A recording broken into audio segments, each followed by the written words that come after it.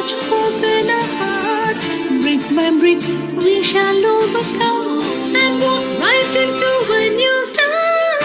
Welcome to the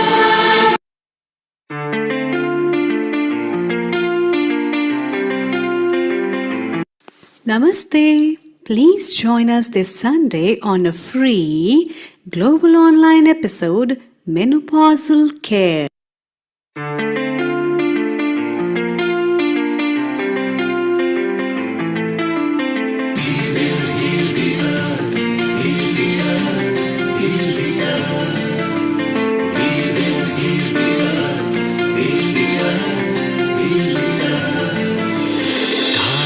They can tell you stories which are brighter than yesterday. The streets have never been so quiet. The squirrels found a new hideaway. Tomorrow will never be the same. There is so much hope in our hearts. Brick by brick, we shall overcome and walk right into a new start. Welcome to the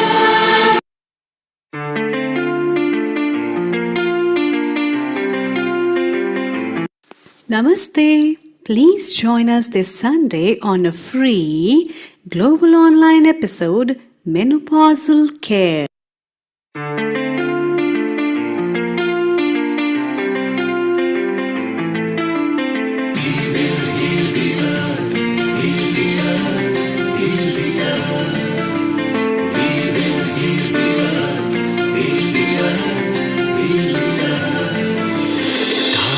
They can tell you stories which are brighter than yesterday. The streets have never been so quiet. The squirrels found a new hideaway. Tomorrow will never be the same. There is so much hope in our hearts. Brick by brick, we shall overcome and walk right into a new start. Welcome to the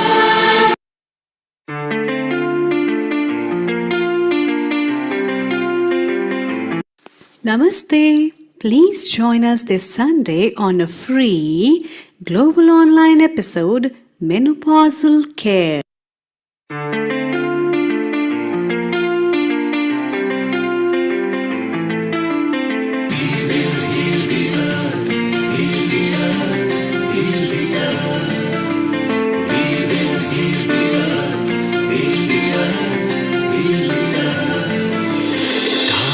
They can tell you stories which are brighter than yesterday. The streets have never been so quiet. The squirrels found a new hideaway. Tomorrow will never be the same. There is so much hope in our hearts. Brick by brick, we shall overcome and walk right into a new start. Welcome to the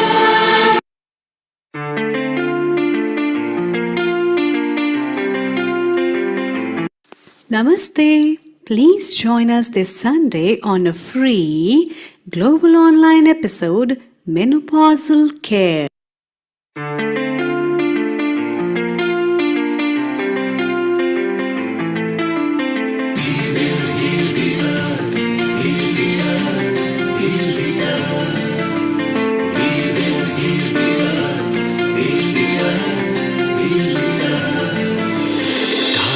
They can tell you stories which are brighter than yesterday.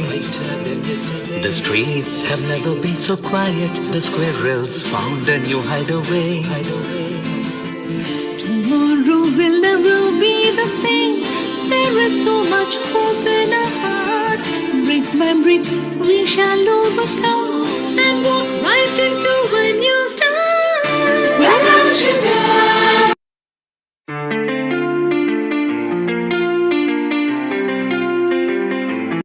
Namaste. Please join us this Sunday on a free global online episode, Menopausal Care.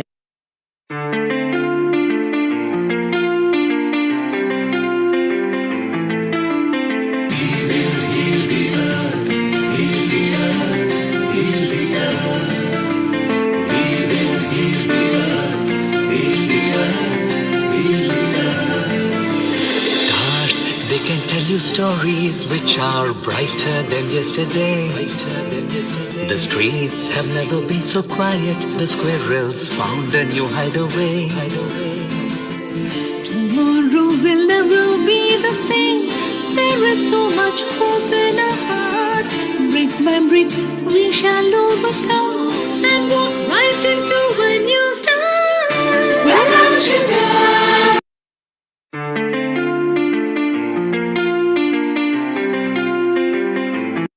Namaste. Please join us this Sunday on a free global online episode, Menopausal Care.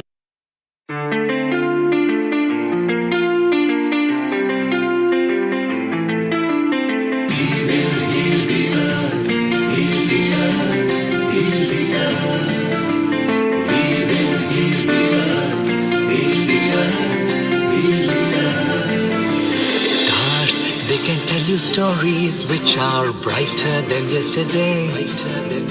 The streets have never been so quiet. The squirrels found a new hideaway.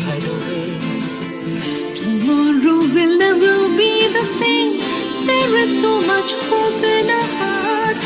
Brick by brick, we shall overcome and walk right into a new start. Welcome to the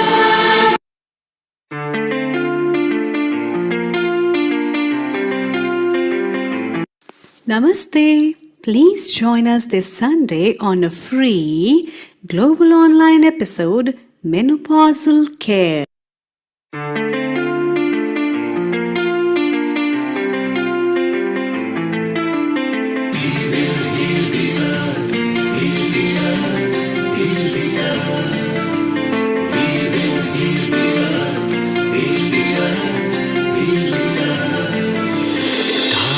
They can tell you stories which are brighter than yesterday. The streets have never been so quiet. The squirrels found a new hideaway. Tomorrow will never be the same. There is so much hope in our hearts. Brick by brick, we shall overcome and walk right into a new start. Welcome to the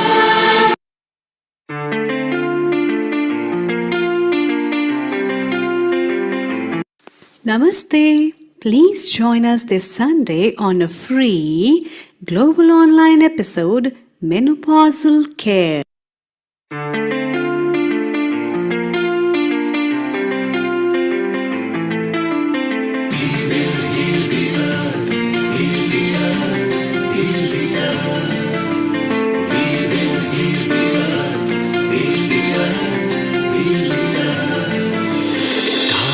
They can tell you stories which are brighter than yesterday. The streets have never been so quiet. The squirrels found a new hideaway. Tomorrow will never be the same. There is so much hope in our hearts. Brick by brick, we shall overcome and walk right into a new start. Welcome to the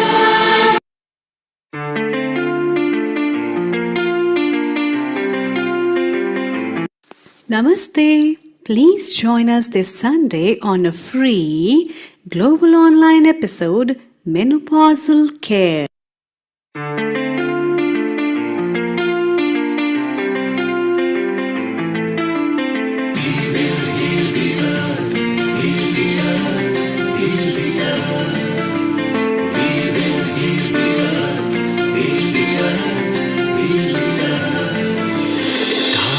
They can tell you stories which are brighter than yesterday. The streets have never been so quiet. The squirrels found a new hideaway. Tomorrow will never be the same. There is so much hope in our hearts. Brick by brick, we shall overcome and walk right into a new start. Welcome to the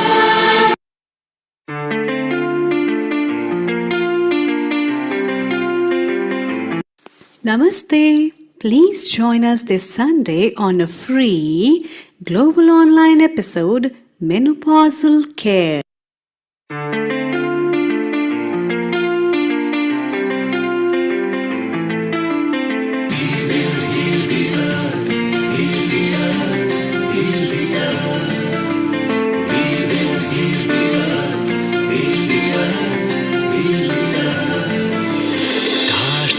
can tell you stories which are brighter than yesterday.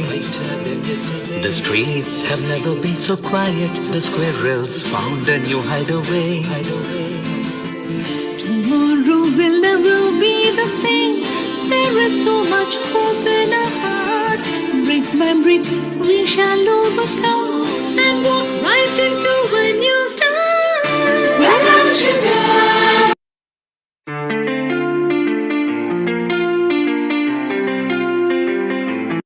Namaste. Please join us this Sunday on a free global online episode Menopausal Care.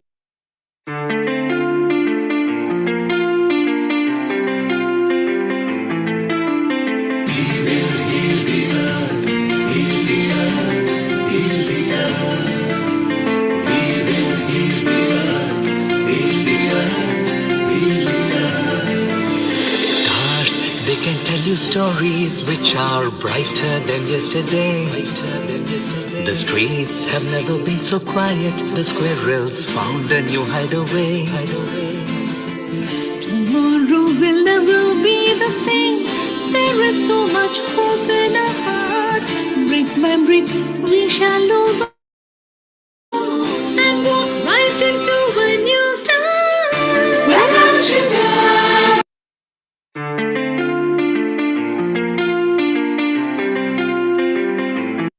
Namaste. Please join us this Sunday on a free global online episode Menopausal Care.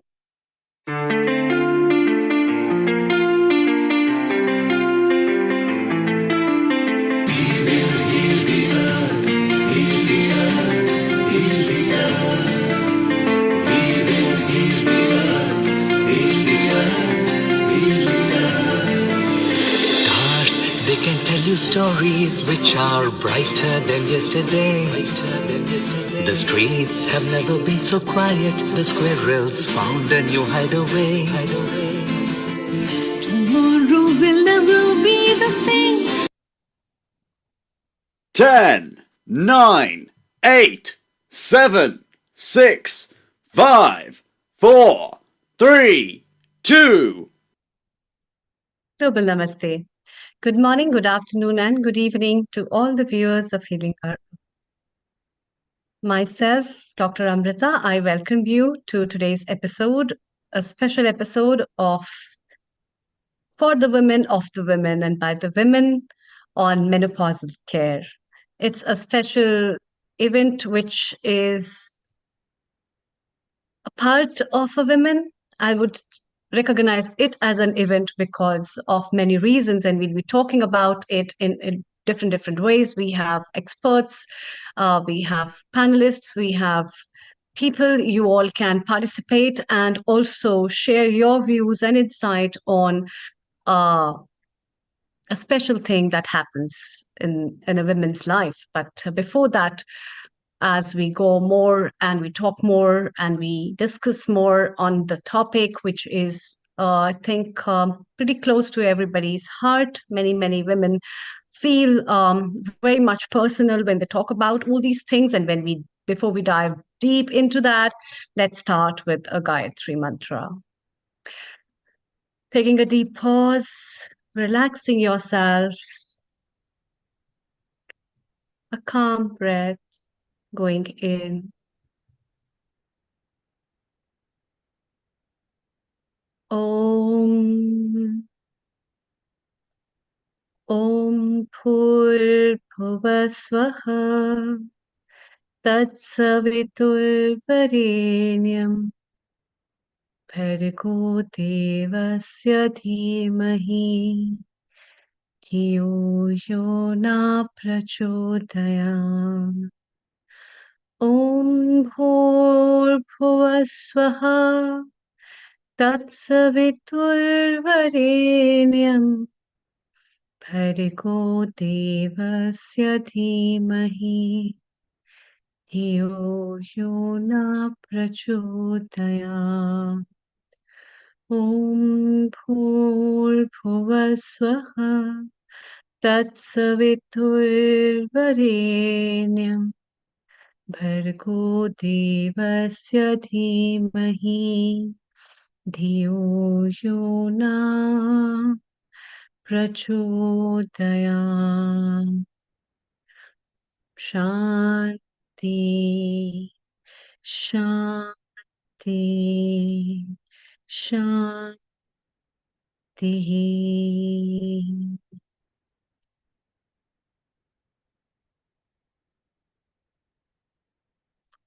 Welcome again. Today's episode is on menopausal care, a word that is of utmost importance to all those ladies who are at the age of their 40s and 50s, as it becomes a turning point in their life. And to know about it is also very important. Most of the time, we don't care about it. Most of the time, it comes up very silently. Most of the time, it creeps up with certain health issues. And sometimes we really think, is it really important for me to think about it? Or is it really important for me to really know what's happening with me? As I turned myself from a little girl to a woman, and now from that woman, a stage of life that is turning me up to know more about myself and to care more about myself. And that's why a lot of questions that are unheard, a lot of questions that are unasked as well have to be answered. And that's why today's episode is specially aimed on focusing on this special topic, a stage of women's life, menopausal care. And that's why I can see two smiling ladies in front of the screen who are ready to talk about more on this vibrant topic that I think stimulates a lot of women globally to answer what's happening around and how the life will be after that. Very global namaste to both of you. Dr. Sonal and Alexandra in different parts of the world, as we welcome Dr. Sonal from India and Alexandra from Croatia. A very, very warm welcome to today's episode. Both of you are in the science of health, in the fields of wellness, as well as exploring your own ways. Dr. Sonal is a homeopath and is a working practitioner at Mumbai, and therefore, we have a lot of things in relation to that. And also, we would like our viewers to know about the Wellbeing Academy, which is run by Alexandra from Croatia. And we are shortly having a lovely retreat over there at Croatia at Dreamers Club Eco Resort and Eco Sunshine Apartments, Lombarda, Croatia, which is quite well in 1290 euros per person from 8th to 15th of February 2025. And it's a Valentine retreat. Wow, that's so lovely. Alexandra, before we move to Dr. Sonal, let's hear what our founder and director Neil Kumar has to say. Global namaste to you, Neil Kumar. A very warm welcome as well to today's episode. Over to you. Global namaste to you, Dr. Amrita Sharma. What a wonderful start and what a wonderful topic for women to share tips with each other, but more importantly, for men to learn how to handle women during menopause. So those who are listening to us on YouTube, Facebook, website, and other partner channels, you can pose your questions if you like and send it to us and or listen to it. And Alexandra actually has planned 2025 for many retreats, and about 3 o'clock, apart from her tips from menopause, we are also going to tell you more about the retreat. Isn't that right, Alexandra? Global Namaste, definitely. Thank you so much. Yes, all these retreats are really inspired by Healing Our Earth episodes and the questions we got. And there was like a really stream of these like wellness questions. And I was not like just noting it down through all these years and participation in your esteemed on your esteemed platform. So I created these programs, and especially like this menopause, and I am like now deep into menopause. It's like a lived experience plus expertise, guiding a couple of hundreds women through that. And what the first retreat will be about couples, because I think this is also a very, very special topic that can be shared, as you just said, Neil, by partner as well, because we need to share information and we need to have time and space to integrate that information. And for those who don't know Alexandra, I think the beautiful part about Alexandra, since we know her from right at the start of pandemic, she always delivers touch better. So whatever you expect, you get a touch better because she actually believes in what she does. And later we are going to share, what Alexandra does. And for those people, when they watch the recording again, you can see this is what Alexandra does. She is going to lead the retreat herself, Harmonious Hearts. So it's a perfect time for Valentine. And tell your friends and whoever it is, let Alexandra treat you to a nice Valentine's treat. So Alexandra will tell them more about it. Stay around. You can chit chat with Sonal and her choice, and we'll come back to you in a moment. And Amrita, let's go from Punjab into Maharashtra in Mumbai, where Sonal, our smiling Sonal, who is not only a top homeopath, but she is also a holistic healer, plus more. So over to you, Amrita and Sonal, and let's continue. Thank you. Thank you, Neil Kumar. Thank you, Alexandra, for hosting such a lovely retreat. We would like to be a part of it as well. And it's time to welcome Dr. Sonal from Maharashtra. Global Namaste, Dr. Sonal. Namaste So to everyone. you are basically yourself a woman, and you are a homeopath. And secondly, apart from that, what is your personal perspective? So we would like to know your personal perspective as well as point of view from being a homeopathic physician. What is your view on the menopausal care that a woman must take? And what is menopause? What is special about it that we have to talk about it? Over to you. Thank you. So global namaste to everyone. And I welcome you all and thank you for this opportunity that I have got to speak here at this platform. So I am Dr. Sonal Jain from Mumbai, Maharashtra, India. And I am a qualified homeopath since more than 15 years. And now I'm practicing wholly as a holistic healer. So what made me come into holistic healing is the need of the hour during the COVID period. Okay, when the personal loss, the society loss was so much to deal with. And that's when I understood that the importance of being, to cater to your emotional wellness was so important. Emotional health is very much it is the thing, the need of the hour to address it. And with menopause as a topic, it becomes more evident because as I see that menopause is not a disease. Okay? It is not a disease or a disorder. It is a state in a woman's life where there is cessation of menses, where she does not menstruate for more than 12 months, and also she cannot get pregnant. So this phase that is there, the woman goes through various phases. The birth, then her first menses, then marriage, pregnancy, menopause. So it is the natural way of aging. It is the natural way how we all age, even men age. But here as females, right, we are going through menopause. That is, we are taking a pause in our life from our duties of reproduction and going towards a new phase where we are also dwelling within ourselves, giving more importance to our own self, our physical life, our physical body, our mental health. That is my take on that. So, first, most important thing that I regard is the awareness about menopause.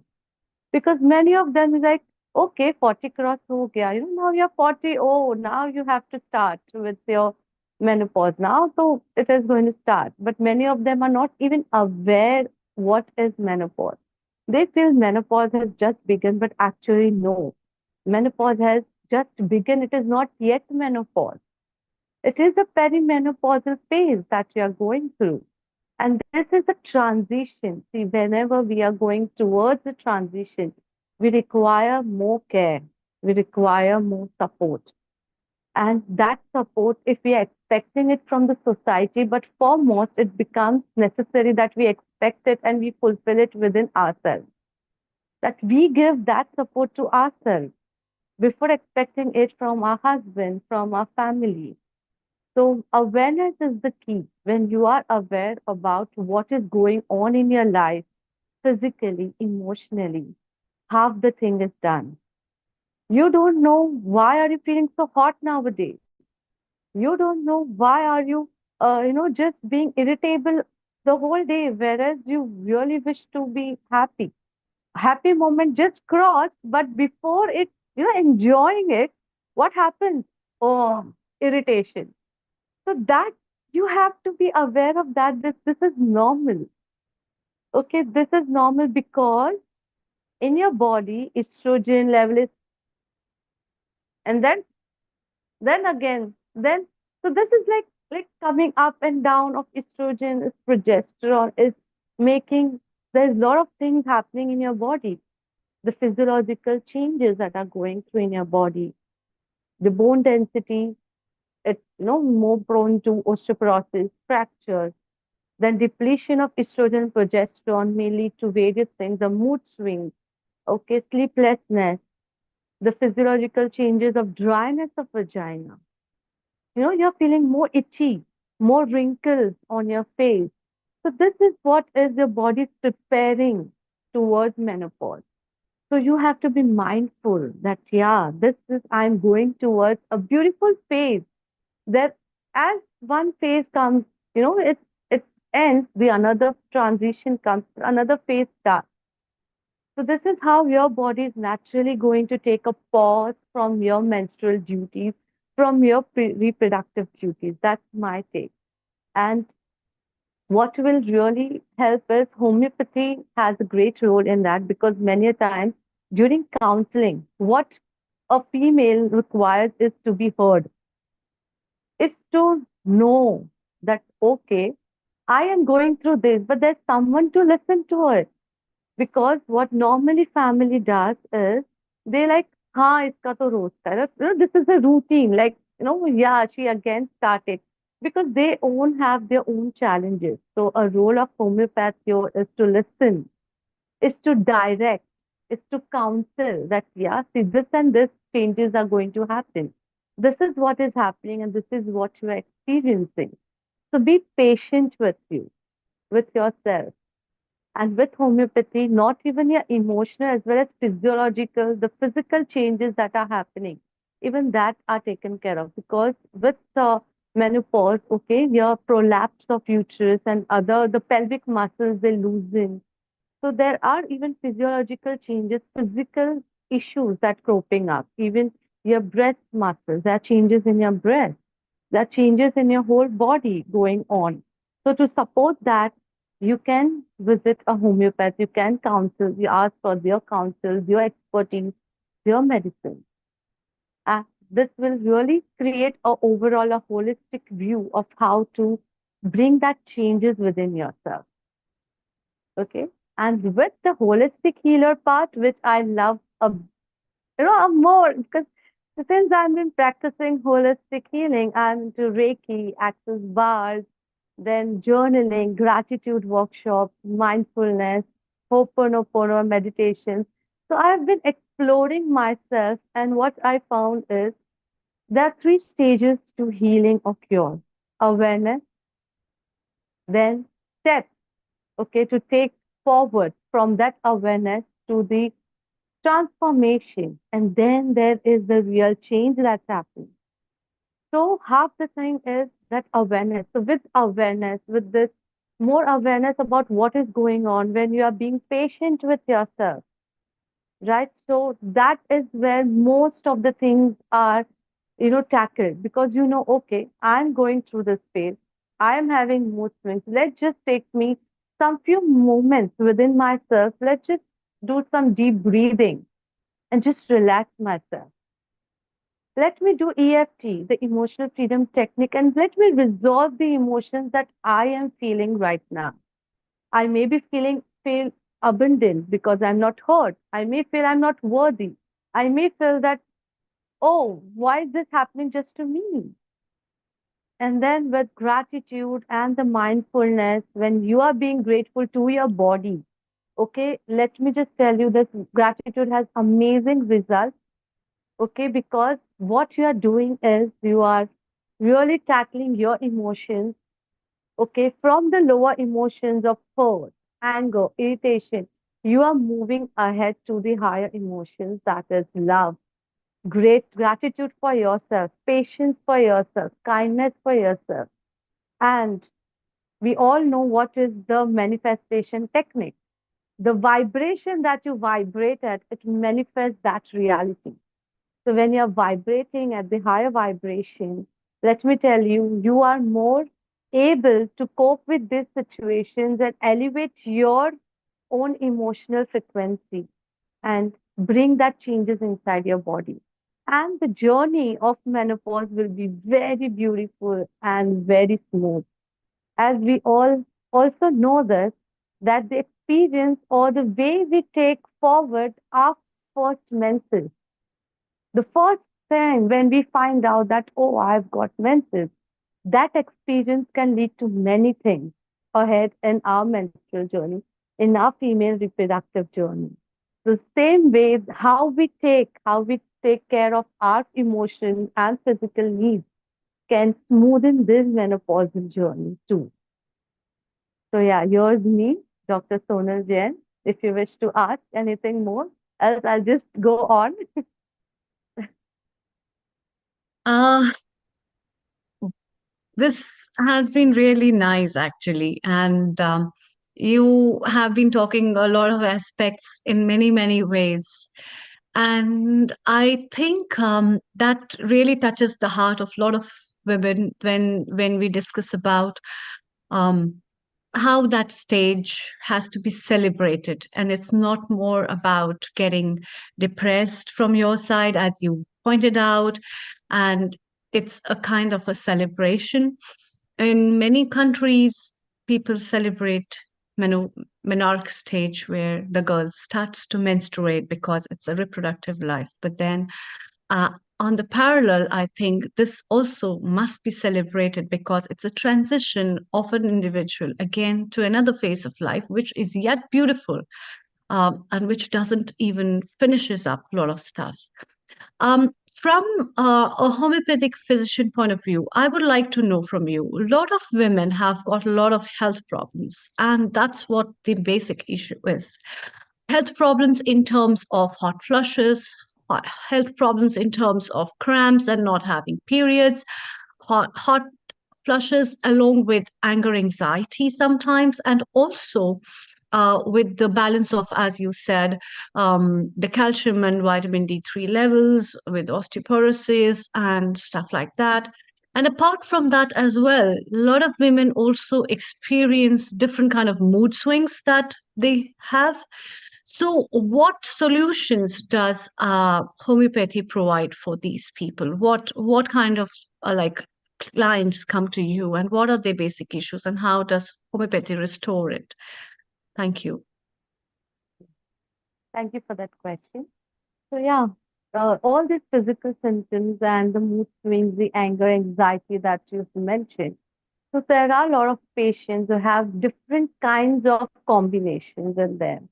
For example, someone might feel hot flushes, but do not want to fan to be near. They just want naturally to be cool, or would like loosened clothes, or would like, just to be not to be touched. So there are specific combinations, the specific medicine, okay, remedies for particular case. So in homeopathy, with case taking, what we do is we narrow down into different symptoms that the person has. So first thing is case taking, the counseling. When you are heard, you are more aware than the insight that we give to the patient that, okay, you are experiencing so and so changes are going on in your body.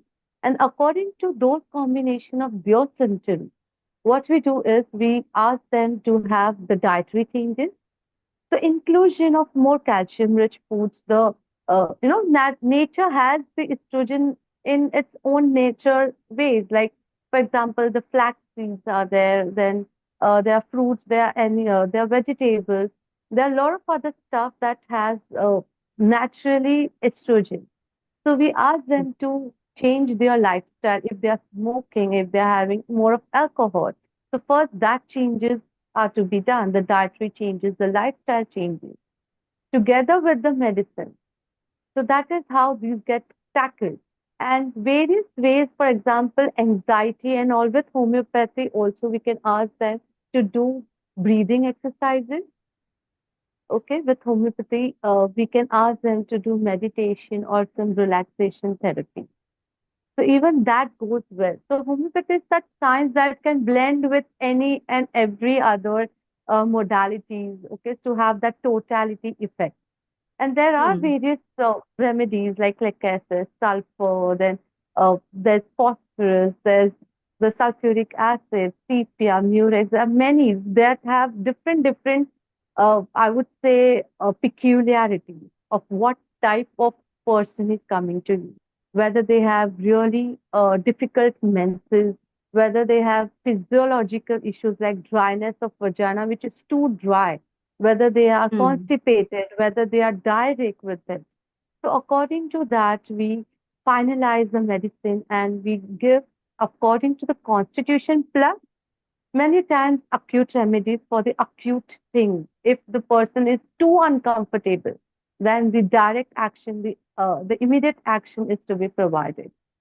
So the tips with homeopathy is also the lifestyle changes, exercise routine, small walks in the nature, with journaling, meditation, even yoga, you all together summation. Because see, as a woman, we are not just our body, right? As a human being, we are not Yeah. just our body. We are collection of our experiences. We are collection of our emotional body. We are so Hmm. many things together at one time. So only one Hmm. thing won't just help. There is going to be the holistic approach towards it. And first of Yeah. all, assure your patient that this is not a disease or a disorder. It's a Hmm. natural way of The natural aging. stuff. Yeah, that's very nice. In fact, we have one of the views from our technical director. He's been talking a wonderful thing. It's very important to think about the men's perspective and their responsibilities when they love their partner. Yeah. And then in that case, what practical steps can men take to support their partners, family members, or colleagues going through menopause, both emotionally and physically? What So is your point on the that? so the word menopause has also Hmm. men. Oh, pause. Take a pause. Hmm. You too take a Hmm. pause. Okay, understand your female, understand your partner. If she's complaining, you also be aware, okay, this is the stuff she's going through. Let me just Hmm. hear what she has to say. If she's irritable, okay, I'll just hear it. And then when she calms down, present your point of view. Hmm. Sometimes maybe you are Hmm. too, even you are in that stage. That's okay, but you also have to take, okay, I also have to take a break here.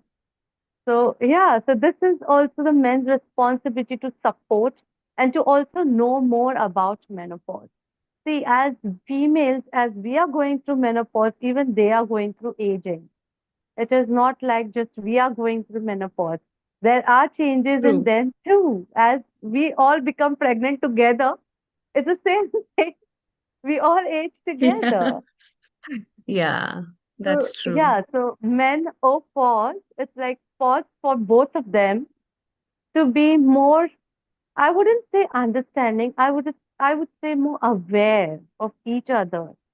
Okay, what they Hmm. are feeling, what they are going through, just to be a ear, you know, or listening ear or listening aid to them, and to really know, okay, if it's difficult for them during, sex, during whatever the situations that they're going to be patient, evaluate, find out more ways Mm, of how mm, you can cope with that, how you or both together can age beautifully with love, with understanding, with awareness, and yeah, enjoy your life.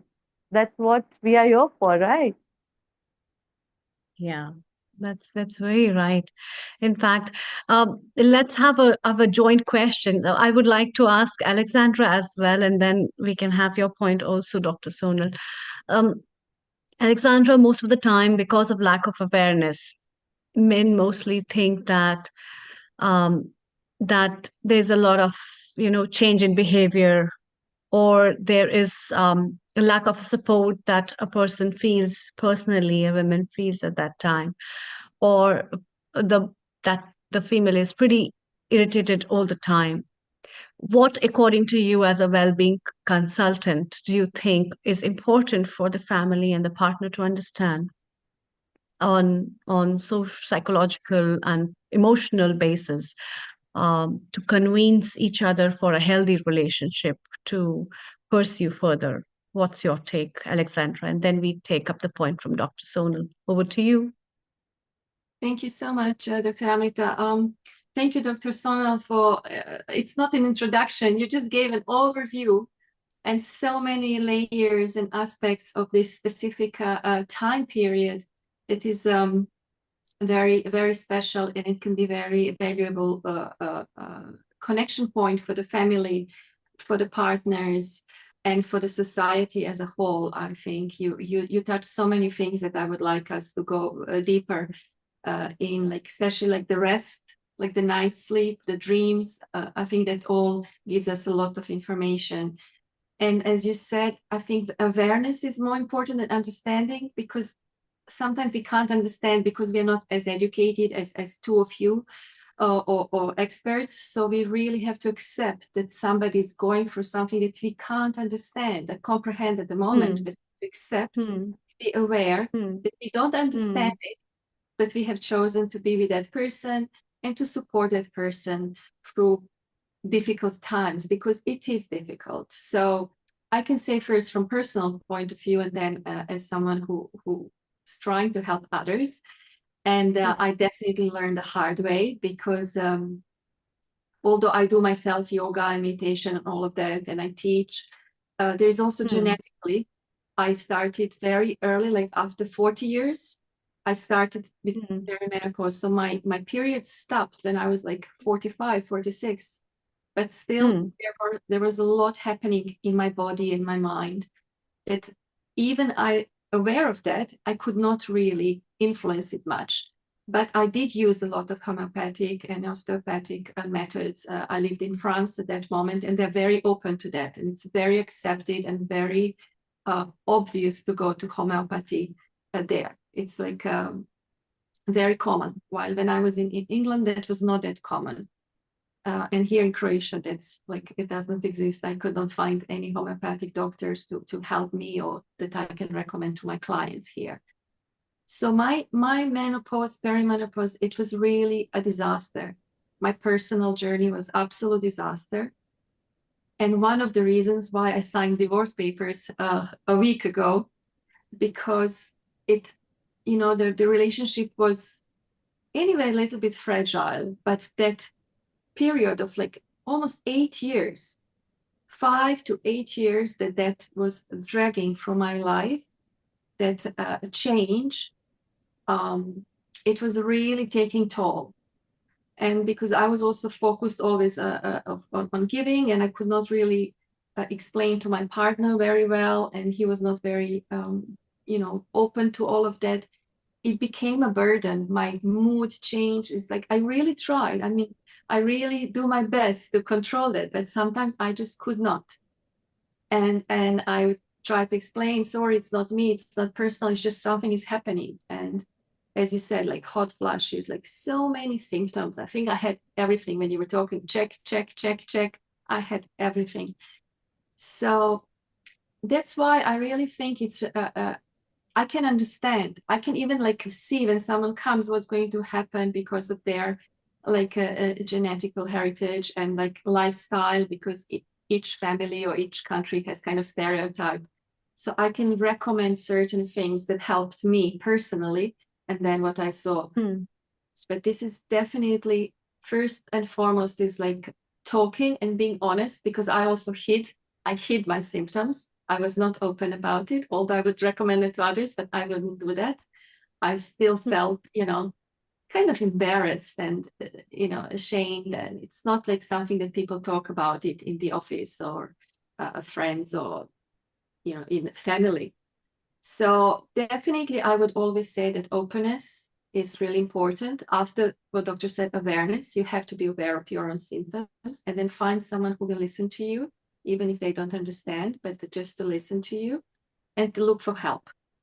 I looked for help when it was really very late, also, for certain symptoms, and I did not really do it on time. So I would definitely ask male partners of our women viewers to ask questions. Do you have that? Are you okay? How about this? How about that? Like really be proactive. Don't wait for women to say, because women, we are givers and we will often neglect our own needs and like not voice it out. So be proactive. Alexandra, very useful tips you are sharing, and we're going to continue in half an hour again with you.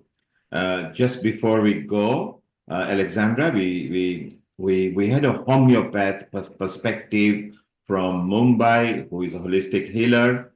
What we are going to do, Alexandra, stay around. We're going to come back with you in about half an hour. We're going to remain still into India. And now we will have an Ayurveda expert. She is an expert from Pune, who has been part of Healing Our Earth as well. So from general perspective, from Western person in Croatia to person in Mumbai, from homeopath person and holistic, we move to a multi-expert again into Pune in India to Vaidyarenuka Kulkarni. Before we go to her, Sonal, what is the best tip you will, Alexandra mentioned very clearly that the partners are very important and male maybe need to be educated and don't wait. So those men who are listening, don't wait for your woman to complain, maybe proactively ask them. What tip will you give, Sonal, to men to understand menopause? Yeah. So nowadays, internet, social media is full bloom.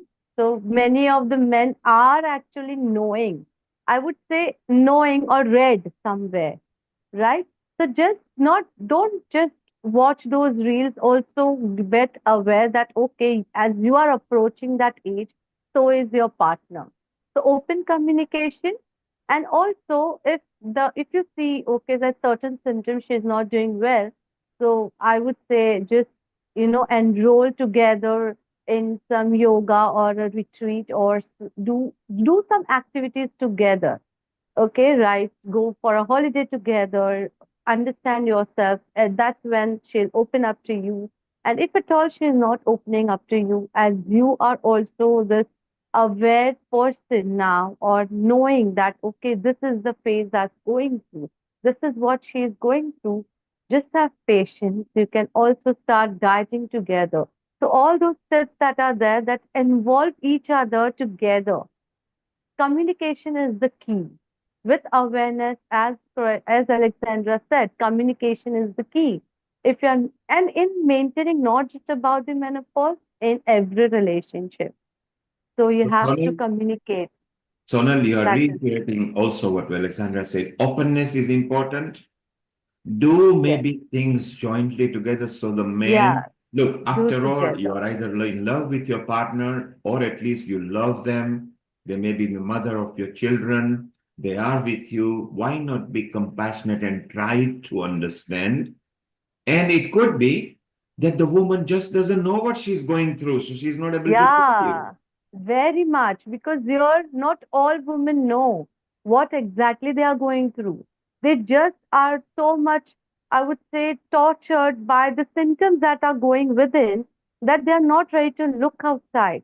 But then you take her, towards that healing.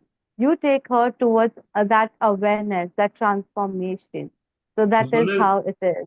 Sonal, stay around, Yeah. Sonal, so that Okay. we discuss further. We want to go to Pune now, to our expert in Ayurveda. She's multifaceted expert as well. So stay around, Sure. Sonal. And Kumud, Shirley, Kumud will be with you in a Yes. while. You can make a quick comment, and we want to go to our expert there. You can make a quick comment, Kumud, and stay around, and we'll discuss with you at 3 o'clock. You can make some Please comment. unmute yourself, Kumud. Kumud, unmute yourself. Have a quick comment, and then you need to unmute yourself. Yes. Okay, yeah, I just wanted to say, I'm 78, gone through menopause a long time ago, but my experience, what I had, a husband who understood me having periods and how terrible it is, and he was very sympathetic. But when I came to the menopause thing, there was, I suppose, when I didn't understand it too well, he didn't either. And so it was very, very hard to face that situation, and also that you have to be there for the husband, looking after them and everything. But I live in Germany, so I wanted to share my experience with you later, yeah? So Kumud, stay around in about half an hour when Alexandra comes, and we are chit-chatting. We allow guests to chit-chat. So stay around, and if you could turn your video into landscape so that we can have more proper presentation over here. Stay around. We'll be with you in a while. Okay. Thank you. Yeah, okay, thank you, yeah. So, Amrita, let's travel from Punjab into Maharashtra in Pune, and let's have our expert, Renuka Kulkarni, who is multifaceted, and she's very senior in Ayurveda field. She's been part of Healing Our Earth as well. So over to you, Amrita, and take it away. Thank you, Neil Kumar. Thank you so much. Global Namaste, Dr. Renuka. Namaste. A very warm welcome again Thank to you. this episode. I think these Yes. topics are very close to our hearts, and then you being apart from the field of Ayurveda, running up such a successful Panchakarma clinic, and have a good practice of Ayurveda. What's your take on this? And you are yourself at the stage of all this. So please share with us your personal as well as your expert opinions over 10-15 minutes. Thank you. Yes. Thank you, Dr. Amrita. To continue this discussion, I will like to add that the reaction of the woman is not the same at every time. She will react to the same situation in a different way because she is having different kind of hormones in her. The reaction to deal with a woman is not a simple task for a man because she reacts differently. At the age of menopause, it is very different. So it is the task for the man who are married, and they cannot understand because they are having only one hormone, that is testosterone, and she is having multiple hormones in her. So, and at that age of menopause, there is a storm going through. She is going through the storm. So now I will like to yes, like communication is the key. We have to counsel to the patient and as good as her family also, her male partner also, because she devoted her life to you, childbearing capacity, and she is bearing the children, and then she is facing this problem, and it is not a disease, it is just a phase. And to make this phase very easy, we can share more and more tips on this. Let's start with the presentation.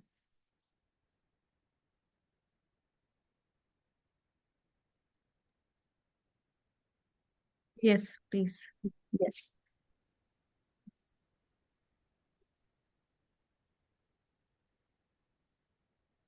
That's a lovely presentation on menopausal care. Thank you. Thank you, Dr. Amrita. And this is a presentation, just a small presentation because the time is very less. Yes, what is menopause? It is the cessation of the menses more than 6 months to 12 months, provided there is no pathological, physiological, and also psychological problem. in her.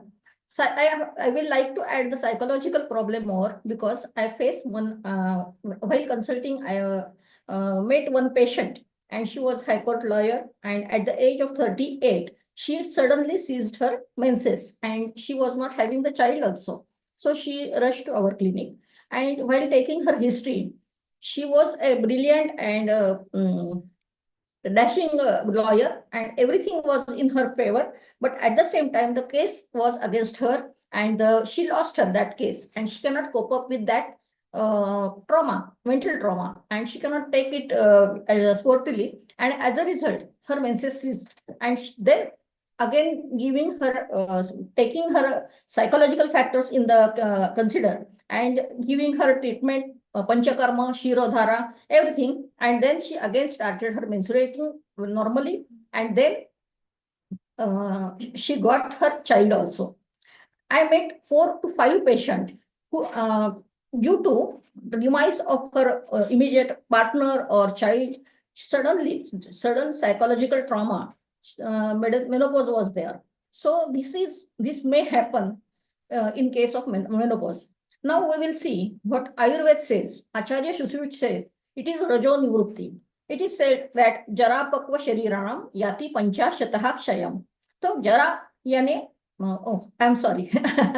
Jara, it is old age. Old age 50 to 55. It starts from Panchashataha, that is 55 years. From over the year of age of 55, it is said that she is now in old age, entering in old age. Pakwa. Pakwa is ripe fruit.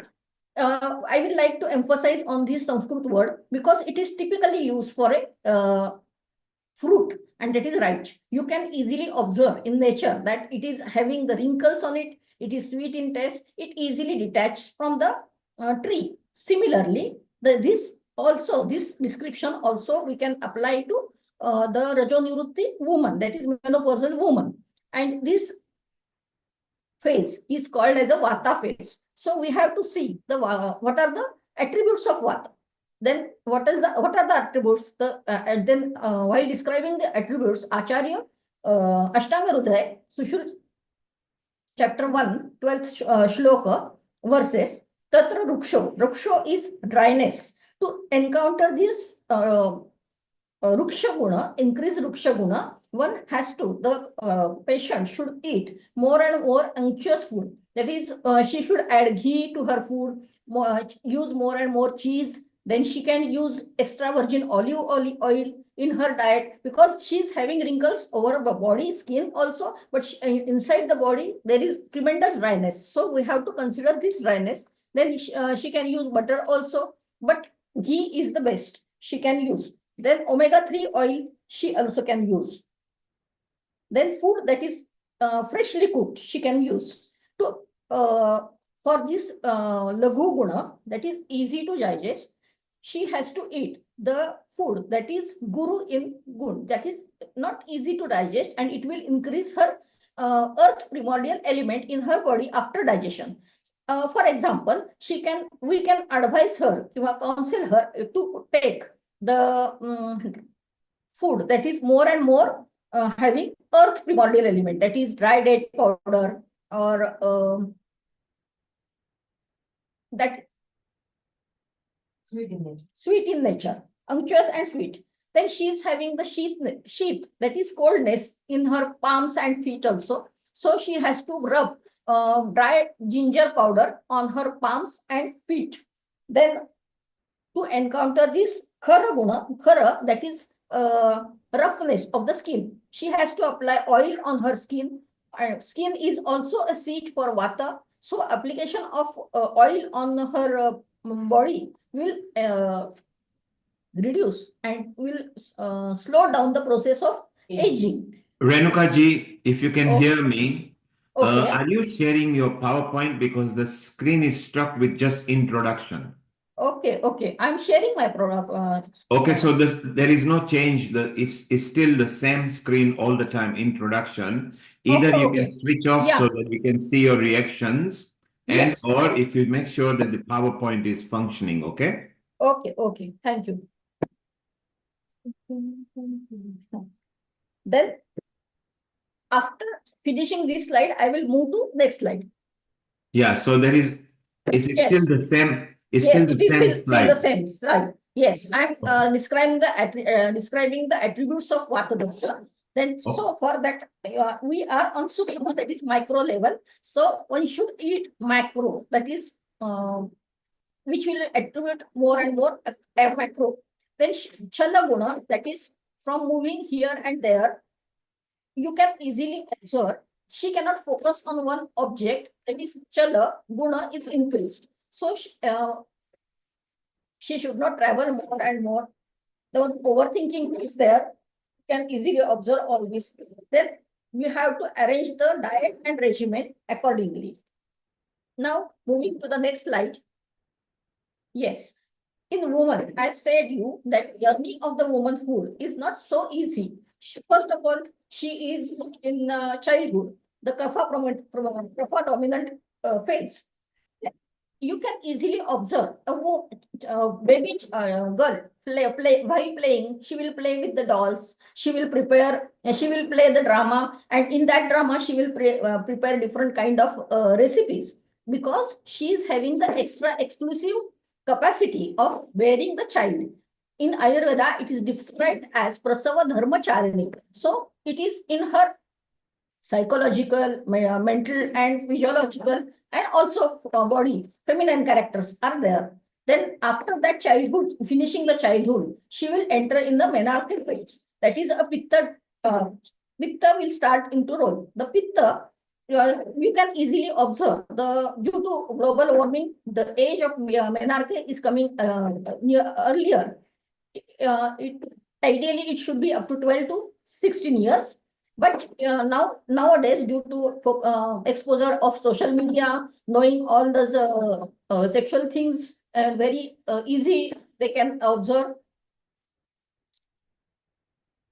Then, due to not genetically, they don't eat the genetic, they eat to genetically modified food. So the changes in her body become more prominent, and the menarche, age of menarche is becoming earlier. At this age, her conversation with her mother is very important, and all these phases need a good doctor or vaidya who will counsel her in each and every phase as a friend. Oh, this phase is vata, this phase is pitta, and you should eat this, you should not eat this, and she should talk to her frequently for this, and she can take the consultation also, because every phase is not so easy for her.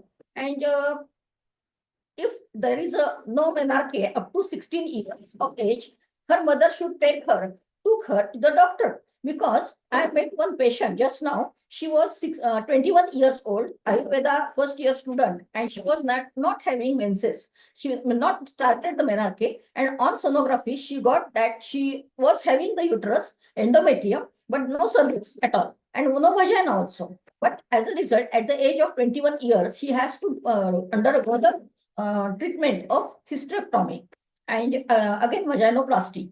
So it is the mother's role is important in this case. Then comes the menstrual fertility phase. In this phase, pitta is more dominant. So pitta is more prominent. Then perimenopausal age. Perimenopausal is a different thing, and I will like to focus on this and postmenopausal phase, because she cannot, she cannot accept the fact that her menses are irregular. Sometimes they will come in 10 days, sometimes there will be 2.5 months also, and if there sometimes it is heavy and sometimes it is less, so scanty. So she should be always prepared. She cannot plan for travels. She cannot plan for important meetings, abroad traveling, or any family get-togethers. She is always stressed of these things. Then comes the postmenopausal phase. So, what are the general symptoms regarding the menstrual cycle? Because the Dr. Neil Kumar gave me this subject that I have to speak on this subject more. Irregular cycles with or without excessive bleeding, sudden cessation, gradual hypomenorrhea, and gradual oligomenorrhea.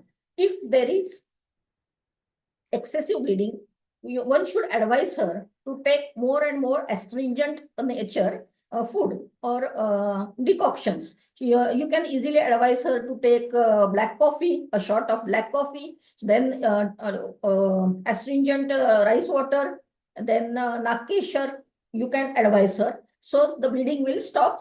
But here, instead of going for hormonal treatment, hormonal replacement therapy, Ayurveda is having the fantastic solutions for this, overcoming this phase. Then you can see the physical, physiological, and psychological symptoms. The physical symptoms are obesity. Suddenly she will start having the deposition of the fat on her abdomen, belly, then skin aging. Here she should exercise daily, but it should be half of her exercise. Exercise should not be for the burning of the calories. I met one patient, she was from Encinitas, she was 65 years old, and after eating, she was running for 5 miles in order to burn the calories. But at that time, she cannot digest her food easily. Here, consultation and counseling is very important. Then skin aging. Skin aging is a major concern. Many women underwent the Botox therapies or some cosmetic surgeries. But a simple trick is that you should apply the available oil on your skin towards heart from the bottom and around the belly. And after that, don't use any kind of body wash or any kind of soap. So there will be a protective layer on your skin. Instead, you can use Trifala Churna as a scrubber or Upton, that is for Udvartan. It will demolish the fat underneath the skin. Or if you are living in a hot, if the weather is hot, you can use the sandalwood powder with rose petal water and apply it on your skin. So otherwise, red lentil powder and skimmed milk also, and a pinch of turmeric. It will be useful for increasing the fairness of your body. Then thinning of hair. She will hair fall starts tremendously. Then less hair on head and more on face. And it is a very awful situation one has to face, because she loses the confidence while speaking on the camera also. So sagging of the breast. Then there should be a massage of oils, and cupping therapy also gives the good results. Dryness of the vagina. For overcoming this dryness of vagina, there is a fantastic remedy for this dryness of vagina. There is Uttar Basti, that is a patented Uttar Basti instrument prepared by our clinic, and one should use this to there will be unctuousness, there will be no pain during intercourse, and it is the key for conversation and everything. So to overcome this dryness of vagina, one can use the Uttar Basti treatment also. Then there is a hoarseness of voice also, voice changes. Then she's having the hot flushes. She should avoid the spicy and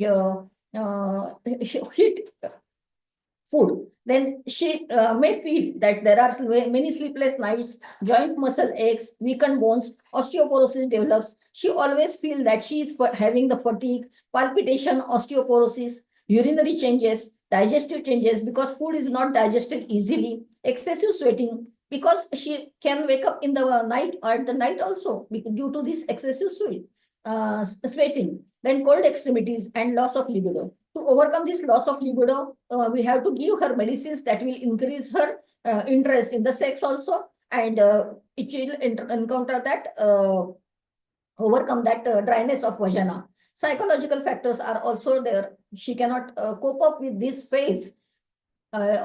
Sometimes she feels very, very depressed. Mood swings are there. Then irritation is there. Trouble focusing. Mental fog is there. Low self-confidence.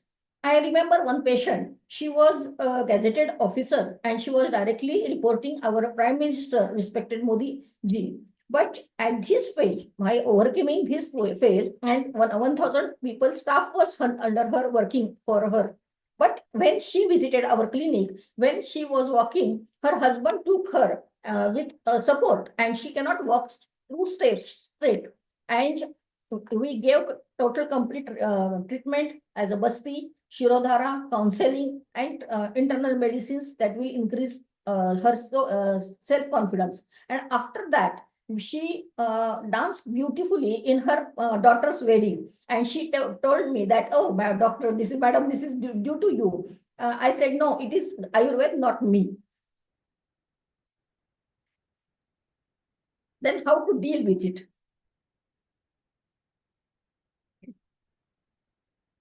You can eat warm, unctuous food, skimmed milk, ghee. If ghee is not available, you can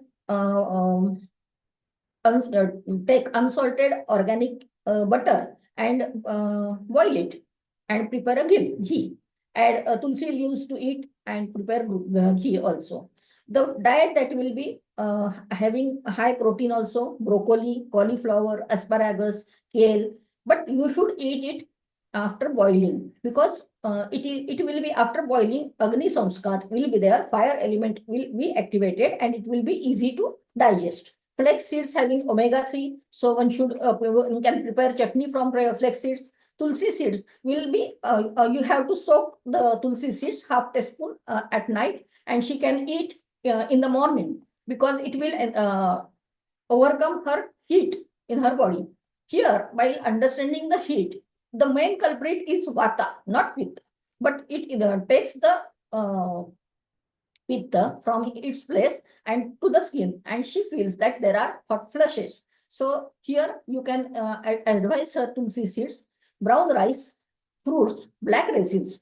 Here she feels that she is having constipated. So you can advise her black raisins with seeds. Soak it 10 to 15, 20 to 25 at night in water, and chew it in the morning. So it will be easy for her to pass the stools. Then dry fig, almonds, and also different kind of porridges. Then lifestyle changes, she should do the yoga and exercise. Different kind of yoga are very, very useful to understand this space.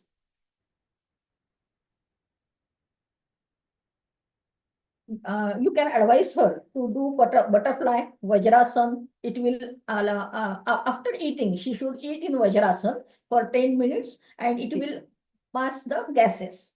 So neck exercise, that will be helpful for her. Surya Namaskar, because it is a complete pranayam also, and it gives hormonal balances to be in everything in balance. Then she should do Naukasan. It will give pressure on her lower belly, and it will be useful not to use, it will not allow to deposit the fat on her lower belly. Then Tadasan for balancing her body. Then Ardha Vajrasan for the low back exercise. Parvatasan and cycling in the bed. That will increase the blood flow towards the uterus. Then she should practice daily meditation, then pranayam. First, she should do Kapalabhati, but it should not be excessive Kapalabhati, not for half an hour, because we are not yogi. It should be a 10 to 15 times Kapalabhati. After that, you can perform Anulom Vilom and Dirghashwasan, that is a long breathing, deep breathing. And after that, one should be the focus. Brahmari pranayam is also important. Then she should take proper sleep. If she is not having the proper sleep, she should use nutmeg powder with water and apply it on her forehead for proper sleep. She can use yoga nidra for proper sleep. Then one can advise her to take a hot milk and with turmeric for proper sleep. These are different kind of foot massage is also helpful for proper sleep. Then what is the treatment protocol? Here in India, we advise her to take the Matra Basti, that will be that will delay her aging process. Uttar Basti, that will overcome her dryness of vagina. At the same time, it will not allow the shrinkage of ovaries. It will delay the process of aging of ovaries also. So the overall process of aging delays. Then the Shirodhara, it is a medicated oil treatment on her forehead. It will help her to all the hormones to balance, and at the same time, she will experience a deep sleep also. So it is a unique specialized treatment of Ayurveda. It is Uttar Basti. It will encounter the dryness of vagina, for loss of libido, for fibroids, endometriosis, adenomyosis. Adenomyosis is nothing different than it is a Vata Vishay. All these are having the Vata. So, but Basti Chikitsa is half treatment for Vata. So to improve the overall uterine health, she will not face the problems of like endometriosis, adenomyosis, shrinkage of uterus, and to improve the uterine health. For Rasayana Chikitsa, it is used. So it is a unique design for painless procedure without any complications. It does not require any OT setup. It is pre-sterilized and pre-filled also, and it is easy to use. It is we are having the patent of this instrument just in last month only we got this patent, and it increased the success of treatment. If there is a repeated IVF failure cases, increase the endometrial receptivity, we can easily advise her to take this repeated cycle of Uttar Basti. And in I said it that in menopausal woman also it is very useful. I think my time is up now. So thank you. If you are having any kind of questions, please continue. Thank you, Dr. Renuka. This is nice. Can you please tell our viewers, because globally people are joined with us at different partner channels. So, what basically is Basti? And when you were talking about Vata, so what is Vata? What is actually happening from the perspective of understanding all this and what it has to do with menopause? Could you please tell our viewers what all is it about? Yes, thank you. It's a very nice question, because I will like to elaborate more. Because as a child, she is facing the kapha. As a fertile age, she is having in a patta stage, and when she is facing the menopause, tremendously she is having vata.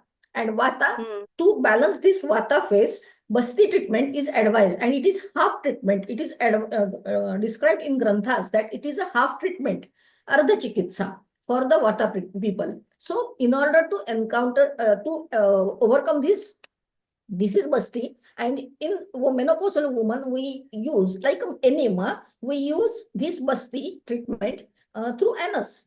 We have to pass the simple rubber catheter, and 50 to 60 ml of medicated oil is entered in her anus, but it will not cause loose motions, but it will pass the gases. She will not feel constipated. It will allow her to gas the passes, and bloating will be less. And this is the chikitsa. This is the treatment. And this is with the medicated oils. What kind of medicated oils are they? Yes, different kind of medicated oils are there. Chandan Bala Lakshadi, if she is feeling some kind of hot flushes, then if she is having the hard stools, you can advise her Chincha Lavan Tel, Matra Basti of different Sahacharadi Tel. And after giving this, you can advise her Uttar Basti. It is entered through vagina, and it directly enters into the uterus and fallopian tubes, and it helps to stop the aging of ovaries. So the function of dryness of vagina is less, and she will increase her interest in sex again. So this process is slowed down after Uttar Basti and Uttar Basti. So basically, this Uttar Basti is of medicated oils or medicated herbs that are present in Ayurveda, that are recommended in Ayurveda. That's what. Yeah. It is of medicated ghee or medicated oil. As per the patient, as per the constitution of the patient, at the age of patient, it can be used in a different way. So medicated, and it is not a case of it is 3 to 5 ml of ghee or oil, medicated oil. And we have to enter it in the external os, up to the external os of the cervix, and we can push it in directly into the vagina. So it will increase help her to receive the endometrial it will increase the endometrial receptivity. I repeated IVF cycles are there. If fibroids are there, adenomyosis, endometriosis, she is having the problems. They can be easily solved with the help of Ayurveda. This treatment. That's amazing. In fact, these kind of herbs, they have their own role, and a lot of recommendations have been given on this part to understand the role of utilizing the herbs in the form of oils or decoctions, or in the form of the medicated ghee, clarified butters, which are given directly through that route to the body, which helps in preventing all these issues. What Dr. Kulkarni has said, we have been discussing about the menopause and the modern menopausal issues in relation to that. So a lot of things can be substantially reduced at the local level, where we can use the local applications, and emotionally and mentally counseling, as well as Shirodhara, where a medicated oil is poured on your forehead. It calms you down, it relaxes you, and it's a nice rejuvenating part of it that can be utilized. Thank you very much for such a useful input and giving us an insight from the Indian perspective and Indian medicine system point of view to know more about what is menopause. And this is an instrument that is used for Matra Basti. That's what it is. So it's an instrument that is used for giving medicated oil or medicated clarified butter to a patient, which is of use and do wonders of the job. So yeah, it is a Uttar Basti instrument. We have to enter it in a cervical os and allow the oil to enter in the vagina. And another one is for Matra Basti. There are two types of Basti. This is for Uttar Basti, and we are having the patent of this instrument. Okay, that's great enough. Thank you so much for joining in. Please stay around. Thanks a lot. And yes, it's time to move to Croatia with our well-being expert, as well as our episode producer, Alexandra. Alexandra, you have been listening to Dr. Kulkarni for such a long time. What is your take, and how do you find what all things she recommended from the perspective of Indian knowledge system? Thank you. Kindly unmute yourself. Alexandra, can you hear me? Thank you. Yes. So thank you so much. Thank you so much. It was very informative. I know it's such a short time, and you have to present the whole science of a couple of thousands of years in just a couple of minutes. But you scratch the surface of this wonderful ancient healing art and science, and I really wish more people had access to it and also knowledge about it. Because what I see in my country, Croatia, people just go for the drugs, for the medicaments. They come out of a drugstore with like bags of different medicaments that really don't match together, that really destroy health and have so many other side effects. Some might be useful, but they really have to be really properly observed, the effects of those medicaments. And if they would have an access to such wonderful ancient methodology, I think it would help the quality of life. I mean, not just women, but the whole families and societies and communities so much. Yes. And it is the aim of Ayurveda to become healthy society, to prepare healthy society, and next generation should be also healthy, having high intelligent quotient. And it is the aim of Ayurveda and also our clinic. Thank you so much for for these insights and also the guidance and advice. Oh, thank you. Thank you. Thank you, Dr. Renuka. Thank you so much. Thank you. Alexandra, any questions if somebody has, can write on the chat box and can chat as well. Thank you so much. Alexandra, we have Kumud with us from Germany, and she herself has passed through all that stages, and Kuma, do you have any question from Dr. Renuka? And you wanted to share your insights as well, your journey for the menopause, and also talking about how you have taken the help of homeopathy and how it has helped you over. So, yes, please go ahead with your experience. Yeah. So, Alexandra, let's listen to her first and her story with that. Yeah. Over to you, Kumud. Yeah, I think what we just heard about Ayurvedic, this is just amazing.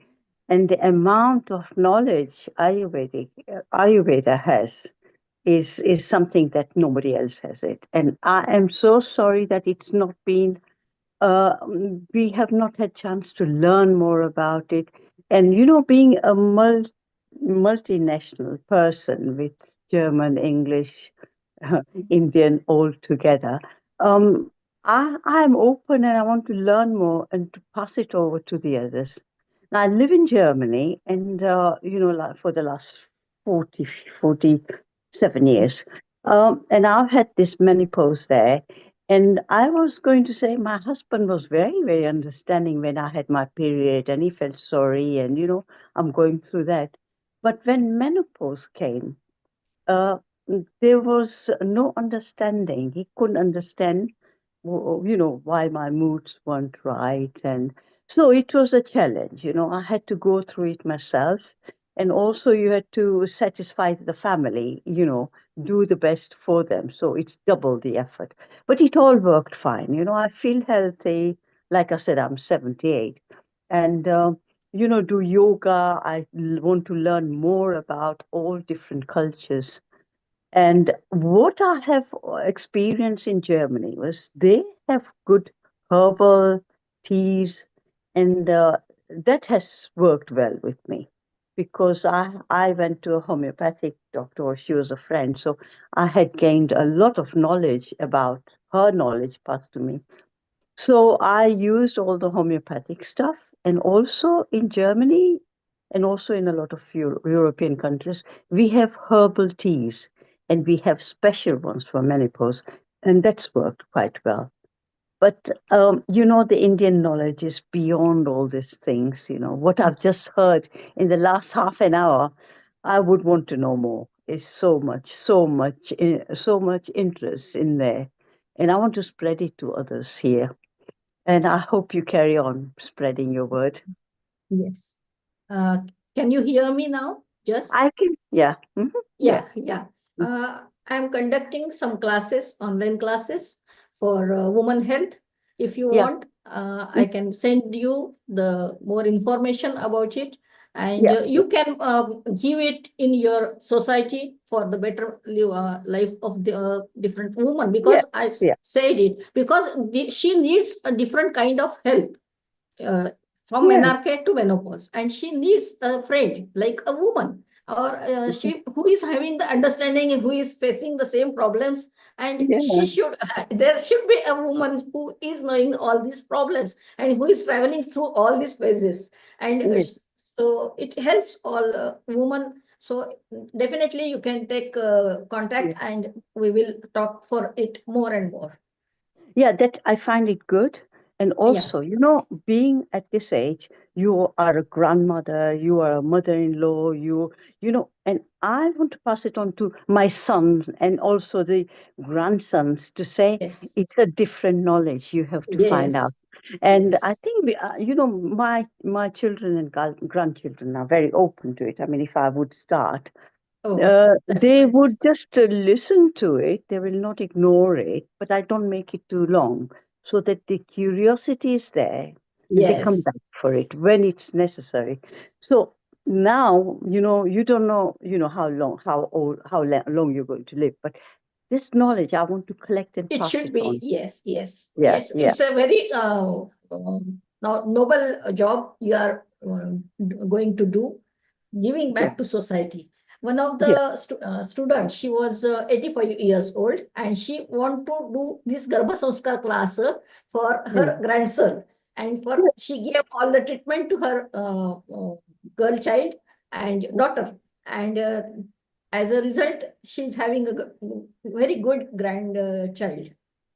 Yeah, and I think, sorry, if there's no knowledge from you, we can, even from us, we can't pass it to the next generation. And so the Yes, yes, ignorance will stay. But when there's already all that, if I can collect it and pass it, awaken them to other things, look yes, at other yes, ways. So, but yes. you have given a lovely lecture, I must Oh, say. thank you, thank you, It thank was you. amazing for me. There was so much to Yes, learn now. I'm very yeah. curious. Thank you.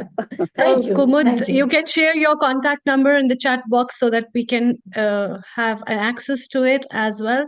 And I think Dr. Kulkarni, we have a question for you from Lata from London, and she's asking, what does Ayurveda recommend for cold hand and feet and extremities? And if Yes, the female has it does it anything has to do with the menopause or what can be done? Over to you. Thank you. thank you. It is the main culprit is Vata. So we have to balance Vata. The simple remedy, home remedy, you can easily order from Amazon, dry ginger powder, and you can rub it on your hand and feet. And avoid to use your hands and palms and foot in water. So excessive use of water will increase Vata. So you have to be aware of that. Stay away from the Hmm. water. I This see. simple So, remedy helps a lot. Yeah. okay, applying a dry ginger powder in your hand and feet Yes, will help only like a you face in. powder. You have to rub it like a face powder. Okay.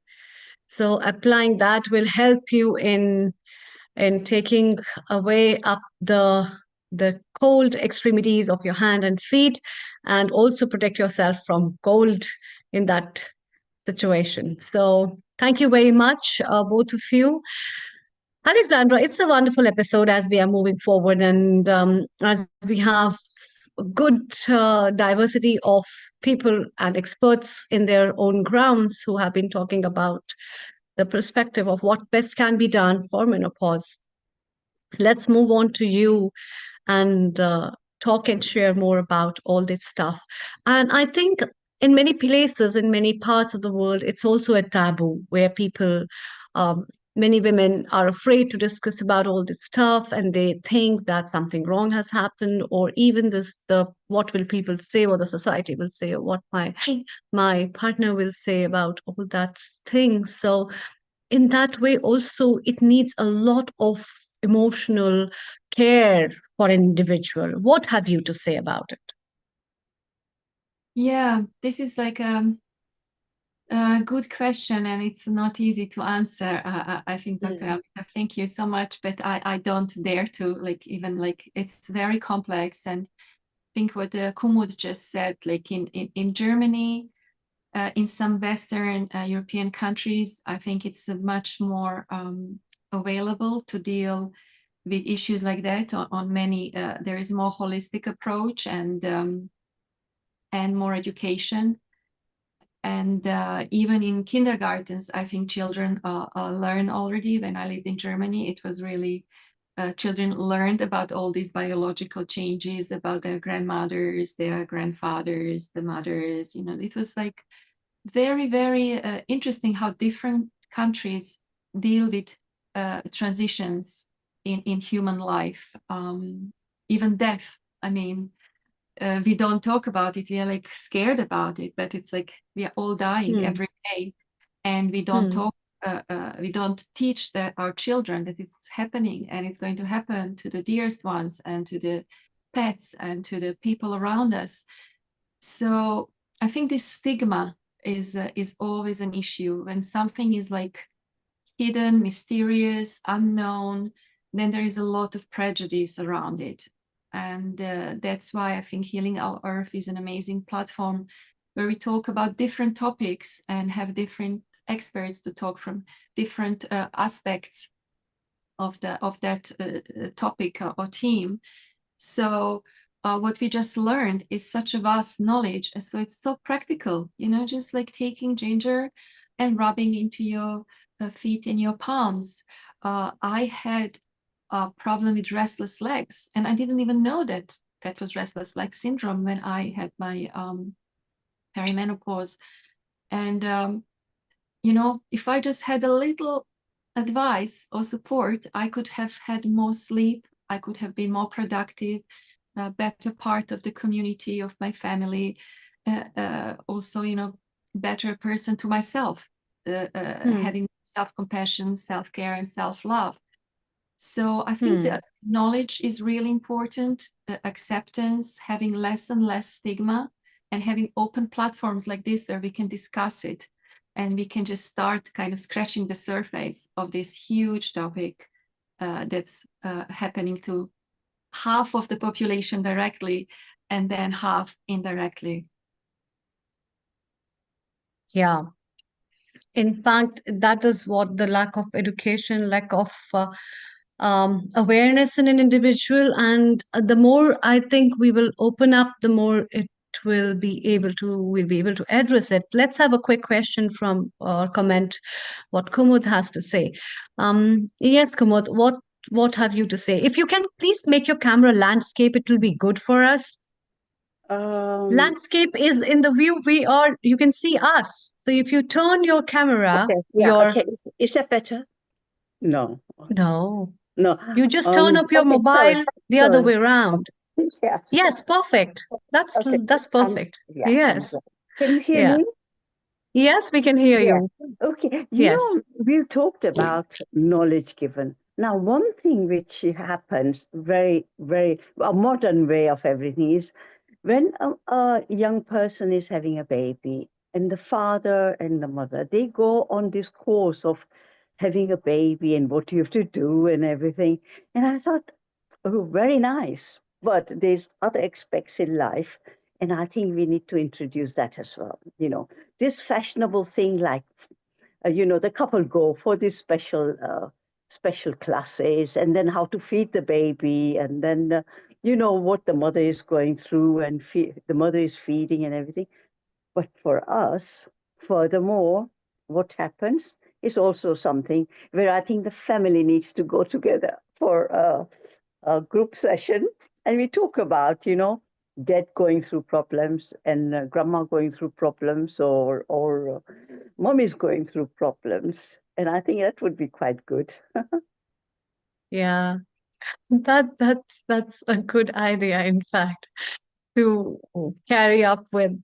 Yeah, as I told you, it's like celebrating one part, so it's important to celebrate the other part of it, because celebrating something gives you a recognition of an ideology. And I think many of the countries worldwide, I have seen a lot of rituals, and when I was in Japan, I also remember there's a particular ritual on that for the menarche.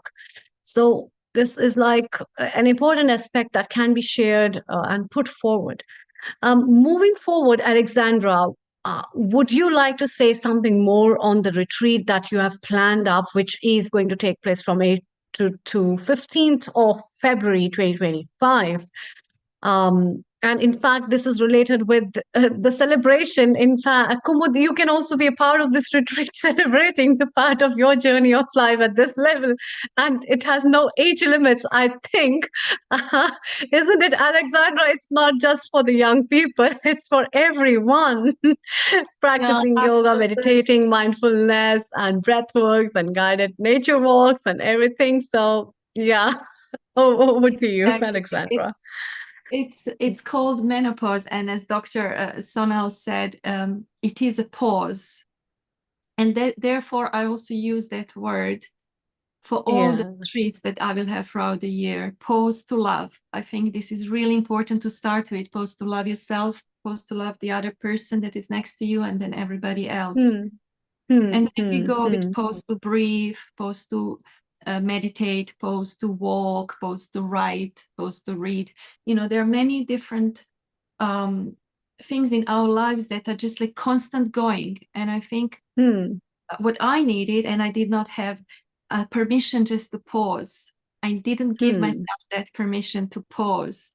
So therefore I learned the hard way and from my mistakes. So I want to really help others to walk with them through giving themselves just like 7 days to learn new habits, like how to breathe properly, how to maybe communicate to the person that is next to you without judgment, and just like really listening. But also, like Dr. Sonal said, it's so important, even if we don't understand, that we just listen. We just listen and accept other person's emotion or point of view, even if we don't agree or it's really not like easy for us. So she mentioned also mindfulness and yoga. So every day we would start to meditate, and then we would do yoga, and then we would have a nice brunch, and then we would have free time, and then we go for a walk, either the beach walk or forest bath. There is like a lighthouse. We walk through the forest to the lighthouse, get like a thalassotherapy, like the waves and the salt from the sea just like they wash everything away from you. So it is opposed to that everyday lifestyle, and you just go from A to B and rush home and cook and dine and wash and then start again the next day. So pauses are important, even for people who can't come to the retreat. I'm preparing like a 12-month long online support, like a wellness integration.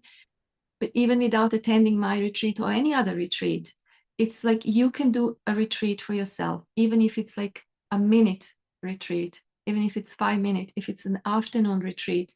Retreat is also, you retreat from the society and everyday busyness, and also you treat yourself.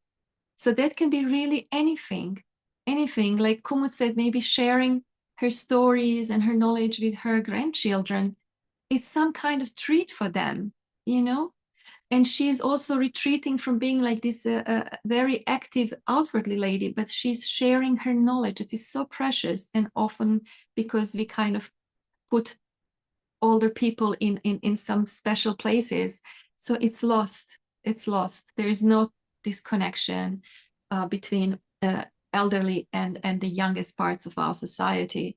So I think this is really important, that people communicate through generations, through genders, about the topics that matter, like health, like love, like even differences. I think we just really need to have spaces and time dedicated to that either in a relationship or in a society at large. So, Alexandra, what is the climate going to be during the first retreat in February? Of course, it's near Valentine time. What kind of weather is there in Croatia?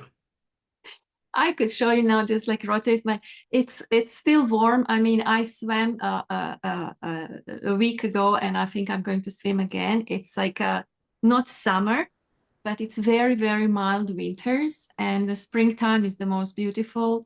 So usually, I mean, the temperature, I think the water temperature is like 18, 19, and this is like the coldest that it gets. And the weather is really mild. So there will be a lot of opportunity to do that, or just like take some time for yourself, because all the retreats that I organize are just, the program is the invitation for you. It's not you have to do everything, whatever is there. It's just like you choose, just like there is a buffet where you go to the people who prepare dinner for you. You don't have to eat everything. You choose what you really need at that moment. And if they are your friends, they will not really mind, even if you don't eat anything, because they just appreciate your presence. So this is the same, like people can come, they can go for a swim, they can go for a walk, they can hire a bike. There are a lot of historical monuments here. They say Marco Polo was born here, and so there are a lot of tours about that. It's just like a nice area that I decided to come also to heal from my own journey, and then just to share that, what I learned, with others. And the beautiful part, Alexandra, is that Croatia in 2024 has actually positioned itself as a year-round destination. So it's become such a wonderful destination. It's shot up in the media coverage as well. And it's so beautiful. And of course, you know Croatia very well because you trek there, you go on holidays, you live there, you've got a nice place of your own as well. And so when people come and they land into Croatia, what kind of hospitality they can expect in Croatia when you compare to to states like Florida or Spain. How would you rate Croatia as? Yeah, I would say that we are pretty simple, like really simple people. We just like to be together. We like to eat. We like to dance a lot, and we like to joke. And we have kind of a very direct sense of humor. There is like no sugarcoating. Like when I came home, like to visit 3 years ago to my hometown, all my friends, high school friends, the first thing they said, "Oh my God, you're so fat." So it's like very direct, you know, it's like, and nobody gets offended because it was the fact. I really gained a lot of weight and nobody made fun of me, but they just said, "Oh my God, you just gained so much weight," but in really like a very direct way. So people are sometimes like very straightforward. So it has to be kind of thing that you like. Sometimes it's too much for somebody who is not used to that because people are just direct and honest. And the food is delicious. The climate is wonderful. If you like the sea, you have sea. If you want mountains, we have mountains. We have here bears and wolves and even jungles, places that people didn't go to, and even the like caves and a lot of where I come from. It's the flat part of continental part of Croatia, so it's just like a lot of agriculture. There are many national parks like Plitvice Lakes and Krka. We have Zagreb that people fly to, or Dubrovnik that is kind of on the south of Adriatic coast. So yeah, they just said that Croatia is, I think, among 10 countries that were the most Googled in the world in 2024. And Kumud is here. Actually, she traveled to Croatia. She drove there, and she had a good time. So, Kumud, you had a good time in Croatia. When did you visit Croatia? I think this was about 4 years ago, and I just decided to drive there with my niece, and we went to Dubrovnik, and it was lovely. And then we also went to some of the national parks, and the beauty, the nature that they have is most amazing. And I've traveled around, but that was the part I enjoyed the most. Well, and since then, Croatia has placed itself, it's actually the tourism industry has recognized it as a very good venue. So maybe now you've got a friend there, Alexandra. She's part of Healing Our Earth. She's a producer at Healing Our Earth and one of the lead at the Glow Women as well. So there is a women arm, so you can be in touch. Alexandra Kumud has put her number on the chat, so pick it and connect on a WhatsApp or Telegram or Messenger. Keep in touch. And Kumud, if you can keep in touch directly with Alexandra. She's a well-being wellness expert as well. And we'll be chatting to you again, Kumud. Stay around and we'll come back to you again. So, Alexandra, we'll talk a bit more about it. Let's come back to London over here, Alexandra.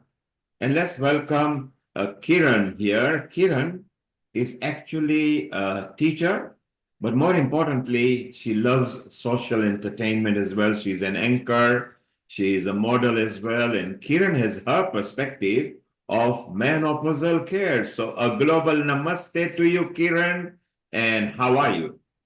Global namaste to everyone. Thank you so much for having me on this forum. I'm just overwhelmed. I'm so delighted. I've got so much knowledge today and talking about menopause, because often this is a subject which is not talked about very easily, and we really need to be looking the other way. We do kind of even feel that a product of menopause is also loneliness, because we feel we are not supported. But I'm so glad that we're talking about this right now.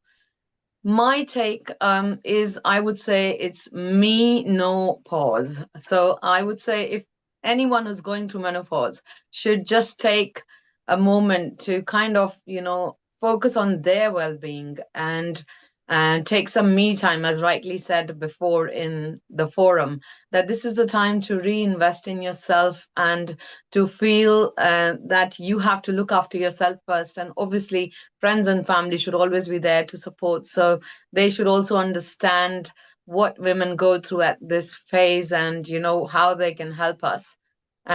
Self-help is what I'm going to talk about very quickly today. Number one is obviously, it's been covered largely, is exercise, meditation, deep breathing, taking time for a walk. And obviously we cannot, kind of regulate our body temperatures as well during this period. So taking supplements like magnesium at night can help us. There's a lot more we can do. We can have some good body massages, which can kind of, Shirodhara, as, it's been said before, Ayurvedic massages with Ayurvedic oils that can help us. And also having a very good support network of women helping women. I think it's very important that, we kind of have that and we support each other in this journey. I'm so happy this is a global platform and, we don't feel alone. There's so much support, there's so much love, there's so much knowledge sharing, and there's so much care. So thank you so much, Neil, for having me here. And I'm so glad I'm part of this platform today. And thank you for listening to me. And so, Kiran, can you also tell us, for the men who are listening on the social media and partner channels, what tips would you give to men? What do they need to understand? Because sometimes women themselves don't know what they are going through. So how would you get the message across to men so they can start becoming compassionate and understanding? That's a very good question you put out there, Neil, because I feel that specifically in our Asian community, there is a little bit lack of awareness and support when it comes to our spouse or partners. I think rightly said before that we should have some kind of, knowledge sharing discussions where, not just like women on the forum, but also their partners joining and learning more like we do for our, prenatal and, postnatal maternity. So there should be some kind of, I don't know if NHS can inculcate that and incorporate things like that, where we are spreading more awareness about menopause and how to support women, because it is all about an emotional roller coaster ride. And we can be our best, in a day, and in the same day we can be at our worst. So it's nothing to do with anyone. It's nothing personal. It's just the way our bodies are reacting. And we are also getting used to that feeling. So it's very important for people around us, people who love us, to know how to support us and be more kind and compassionate. So you said our Asian circle. So let's go to Kumud over here once again, and she's in Germany, and she maybe is used to a mixed race there as well. And Kumud, do you find that the non-Asians understand menopause better than the Asian diaspora, is how Kiran says? So you need to unmute yourself. If you press the unmute, look, I'm prompting you to unmute. So now I'm there. Yeah. Just saying about the family, I would say the family has to be aware of it. I'll give you an example, conversation with family, children and something. I had my grandson, I don't know if there's time to talk about this, but I said to my grandson, I think my bones are not as strong as they were before. And this 9-year-old boy said, we have to eat more calcium, you have to have more milk and more other products. That might help you, Grandma. So they are things that they pick up and they will help us. So, when I said, I've managed to do all this, electronic stuff here and there. And he said, you are great, Grandma. Not a lot of them can do it. Now, awareness with children and to communicate with them and to involve them with, whatever it is. You tell them, if If you got headache, maybe I'll rub your neck. But he passes on to somebody else. But then when I have got headache, he'll probably come up with his suggestions. So I think to communicate and have this time together as a family is an important time. And that is the therapy, I think. That's also to bring up everybody more together. And that should work. But not only, like you said, in the Asian family, mother has less to say because the men have that other power of managing money, whatever.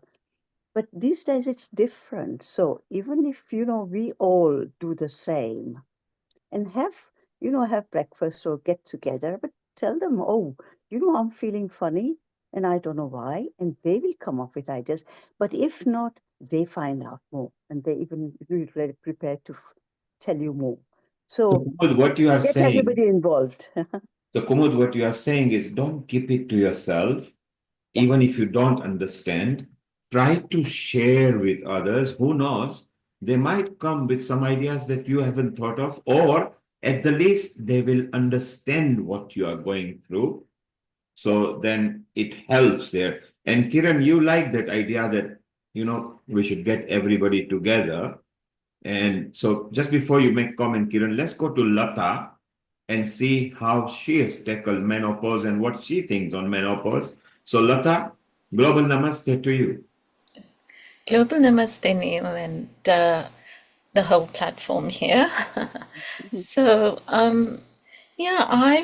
my experience has been that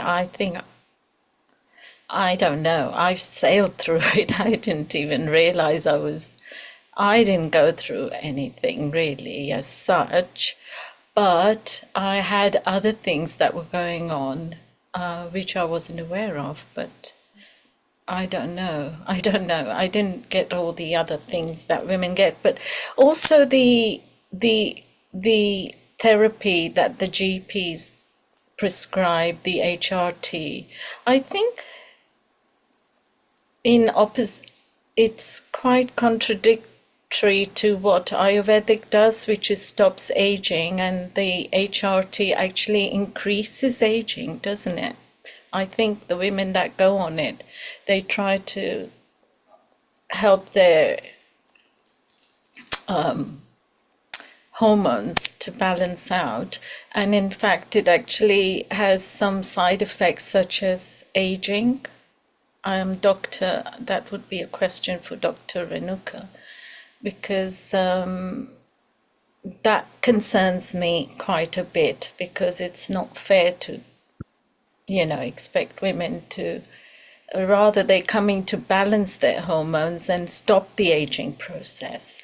So it would be nice that if Ayurveda was more freely available as an alternative therapy under NHS, because then women don't have, because there's so many demands on a woman's time and energy when she's older, because she's got older children, then they've got to go to unis, and then they want to get married, and then the demands of grandchildren. So in that process, it would be nice to support the women through whatever therapies out there and give them an open book to have choices. That would be really an ideal situation. And hopefully we can, attain that and reach out for it. I think we can achieve it. So that's what I would like to see more of, and more discussions, obviously, and educating the men and the children, so that we can also help our generations that are coming along, So Lata, you like Ayurveda more, and you understood that, and maybe you said we need more education. Alexandra, you have been in London and other Western countries.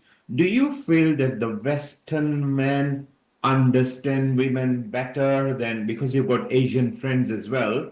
Do you feel there is a difference in men's understanding on menopausal or women's hormonal moods?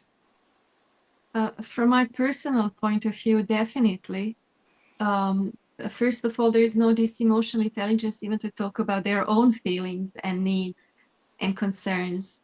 So it's very difficult then to listen or ask about someone else's problems, challenges, if you don't know how to do it for yourself. And I think, as Kiran said, it's really about these like self-care things that we can do for ourselves first. And I just haven't seen that many men joining, for instance, like yoga classes without so much prejudice. Only once they tried and they've done that, then they experienced something, so they continued. But there is just like so much stereotypes, so many stereotypes, and yes, unfortunately, I do see a divide there in this kind of emotional and social intelligence.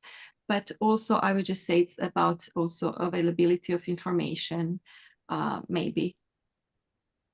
And Alexandra, there's a question from the social media. Ayanda, she's from South Africa, and she seems to have maybe done a study on menopause, and she reckons that the African women go through menopause at earlier age than the Western women, and therefore they suffer longer or earlier than other women. And they don't have much choice, because in Africa, you just have to get on with it. If you are in rural area, the husband treats you differently. I suppose that, yes, maybe it's a point that women should discuss, because there are forums in South Africa, and some of them are part of Healing Our Earth. Maybe we should tackle that, particularly Seema, who is dealing with menstrual cycle and the pads. It will be nice to take a project, because if South African women on average are 3 to 4 years earlier than other nationalities, then maybe they're having a longer span of mood spans or something. And Kiran or Kumul, any experience about African women? Do you have any idea? No, I was born. Sorry, I have to unmute here. Just a Yes, minute. we can hear you. You can hear me. Yeah, I was born in Kenya and grew up there till I was 20. And, that time, having periods and everything, the women were, the younger girls hadn't much knowledge about everything. And so they had to find their own way. So, and then there was maybe they had to go to a mother to ask about it, but there was no knowledge at all. So at that time, with children, what it is like today, I don't know. And But not only was there not a knowledge about it, I think the women were almost made to suppressed. feel like they are outcast during the periods or something. But menopause again is a different Yeah. And so now from there, I would say, because I haven't lived there longer, so I would say that their hormonal cycle and everything would be a bit different from Indians or even Europeans. I think we are, different nationalities. We have different genes. So I suppose that's different. I think that is another thing we can discuss and find out, what is it like for Germans or people from Europe, people from Africa, people from India, and then of course all this lot in England who are background Indian but live there, children are born there. So I think we need a big discussion about all that as how we are genetically inclined. So obviously, from what we understand, and of course, women understand better because they go through it. Men can pretend to understand, or maybe they can understand the theory of it. Every female does go through menopause, some very lightly, some very heavily, some just don't know that they've gone through and just don't know about the moods. Kiran, what tips have you got, or how did you handle your partner? I mean, were you open? Are you open? You're still young, so maybe you got a lot of things to experience as Kumud has gone and passed it and now have got more wisdom on it. She doesn't look, but she's over 70, but she doesn't look Wow. it. But I'm Kiran, Yeah, 78. But yeah, Oh, wow. 78. So she doesn't look it because she's got positive outlook. Maybe her experience as sharing is very useful. So Kiran, how do you plan as you go and experience more and more? What are your thoughts? What tips would you give to people? I must say, I'm very lucky that I've been into teaching here in the UK, and because I like to teach everything, I do, get to know a lot of information about women, about men, about religions, about genes, about countries.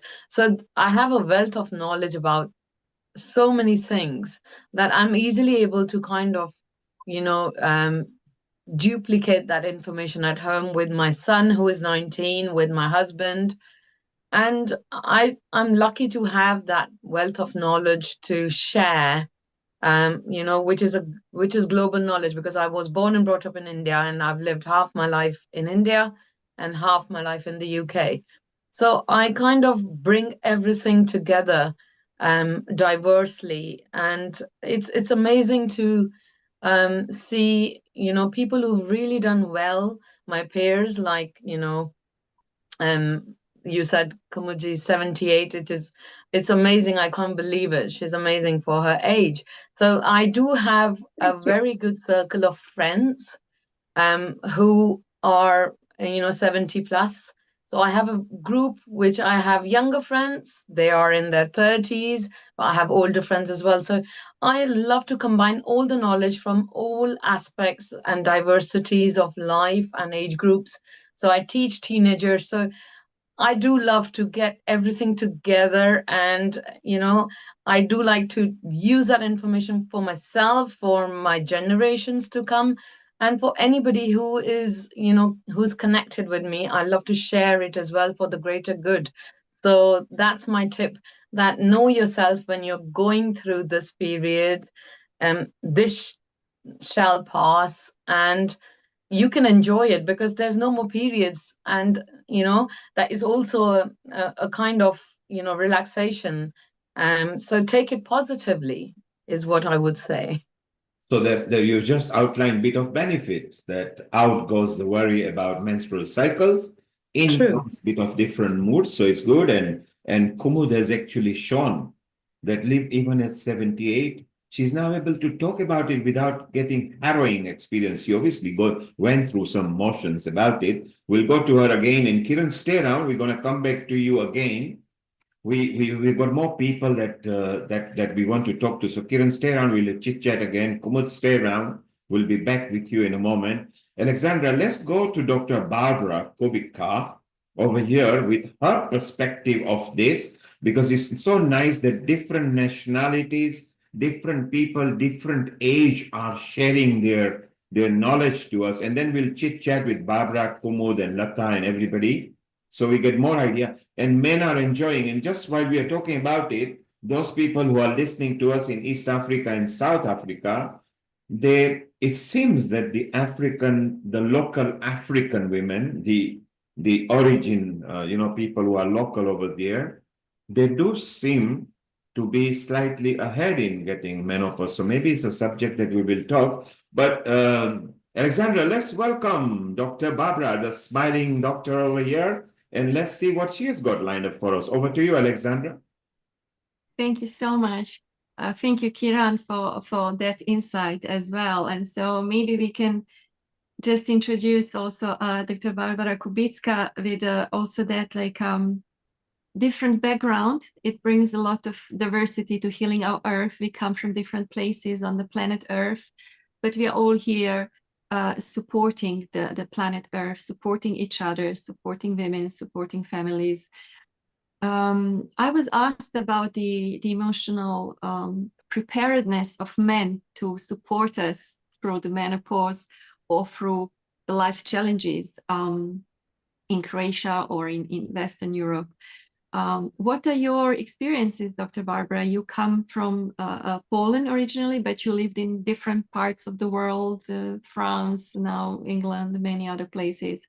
So good afternoon. First of all, start with saying hello. Thank you, Alexandra, for having me here, and thank you for this beautiful introduction.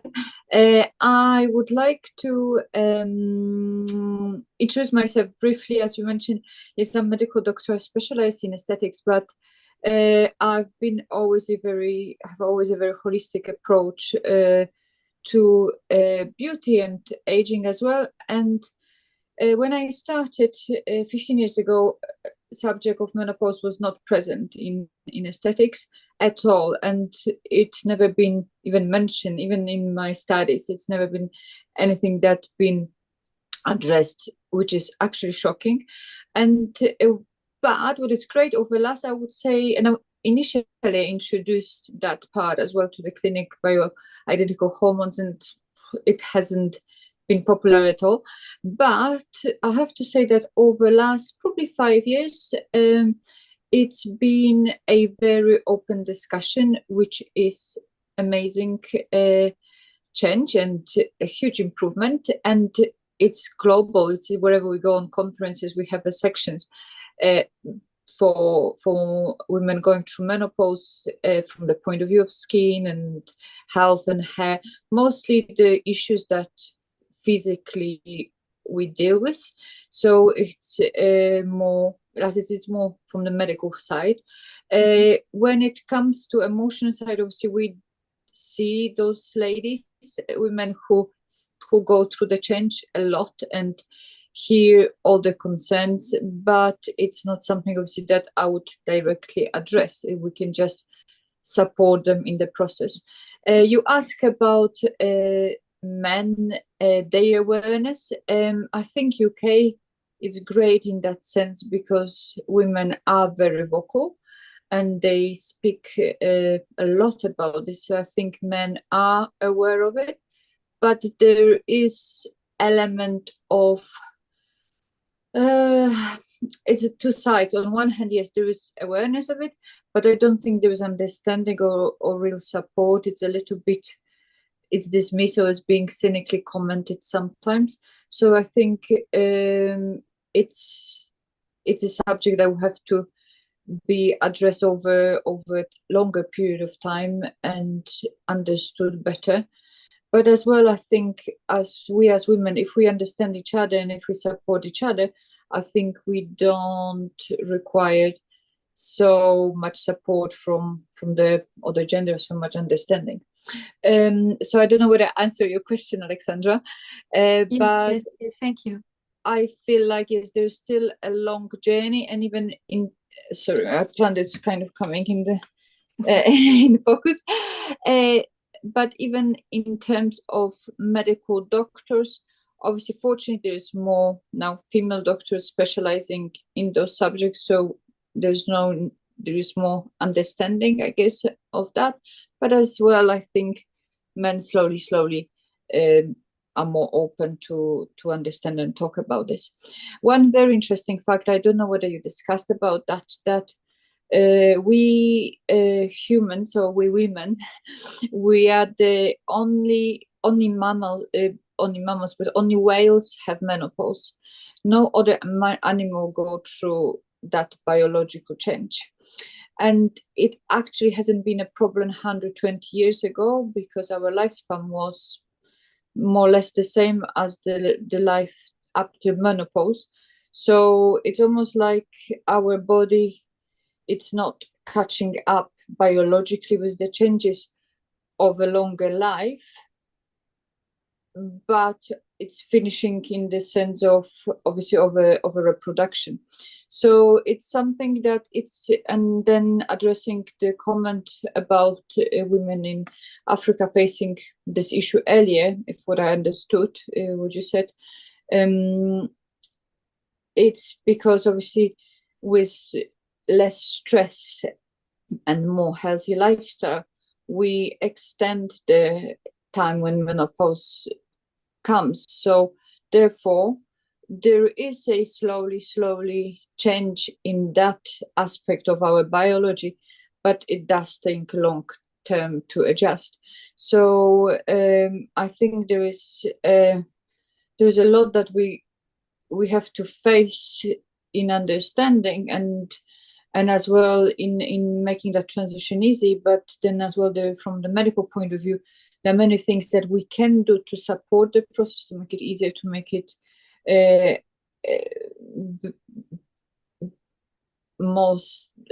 easier to manage or even prolong the time, like a premenopausal, so it doesn't affect us in the same way. So those are those things that from experience I can add to the subject. And obviously there are many things that from the point of aesthetic medicine or dermatology we offer to support women from the point of view of physical changes, like skin conditions that are worsening during the change of hormonal balance, like rosacea, which is the redness of the skin, has a significant flare-up, and as well can create a lot of distress on the top of everything else. Adult acne, again, it's more premenopausal, where hormones are changing and the levels are fluctuating, and obviously that again contributes to self-worth or confidence in women.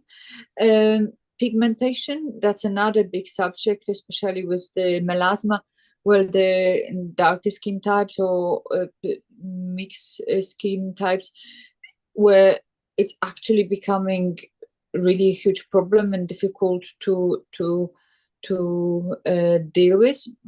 So those are the things that we know how to manage, and we know how to either prevent it or improve it when it happens, which is great. And then we have obviously the next part of the problems that are connected with hormonal changes, like hair loss.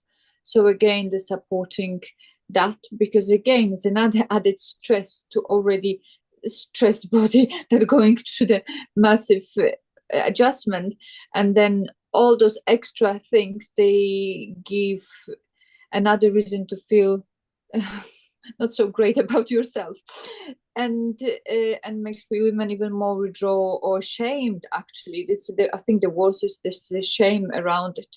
That means that you are not a woman anymore, that you cannot be attractive, that you cannot be beautiful, that your time is finished, you're expiring, and it's devastating. So it's amazing that we can talk about this, and amazing that we can offer things to help, and it doesn't have to be actually so dramatic or drastic.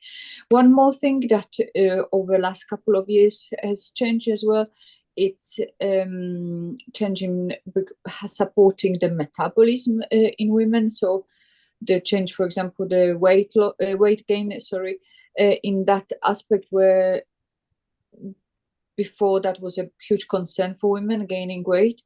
Now with technologies that, like, for example, MRI laser, which is just a metabolic, it's not an invasive procedure, it is a light that helps to kickstart metabolism, and many other treatments. But this is as an example. We have now more and more technology that helps not even go to the stage of weight gain and then having to correct it, but we can actually prevent it and make women again more empowered in this time, rather than feeling overwhelmed and down about all those single elements that are getting worse.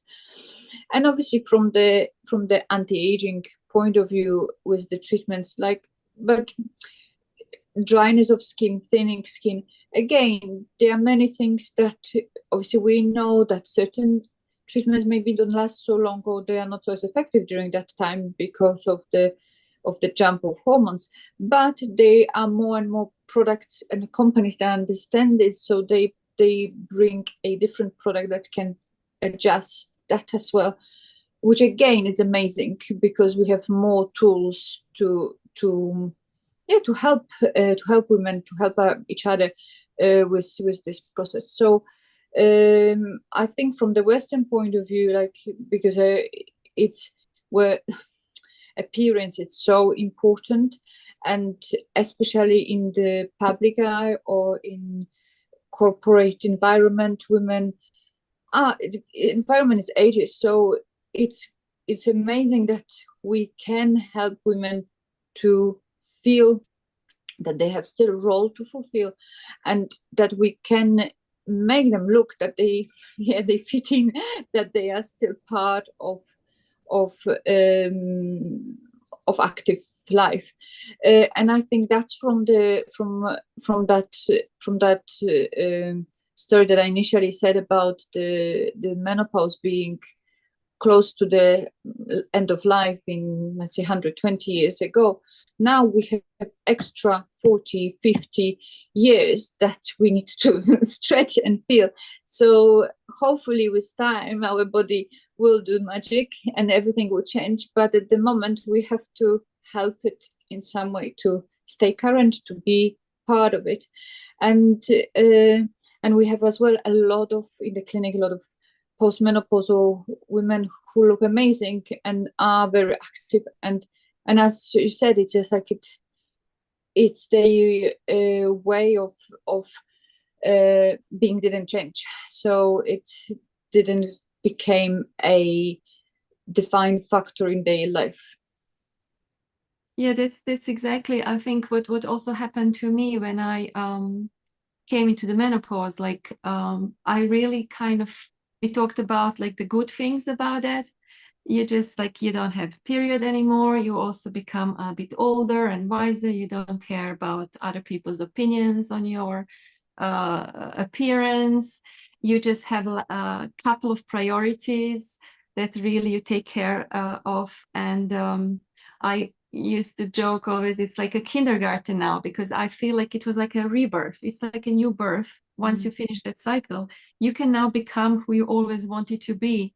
Like, I mean, Kumud, 78 years, I can't believe this, it's just amazing. And so this is I just feel like I'm in a half of I'm just starting now. I don't feel my life finished at all. I just think now it's just starting, but the way I want it, not anymore by all these conventions and all these expectations that I had from myself and others. And Alexandra, pretty soon we will be having more 75-year-plus women on Healing Our Earth as we move to America with Sharon and Connie and Maureen. They're all over 75. So we'll get more knowledge. But Barbara, you in your talk mentioned about losing hair.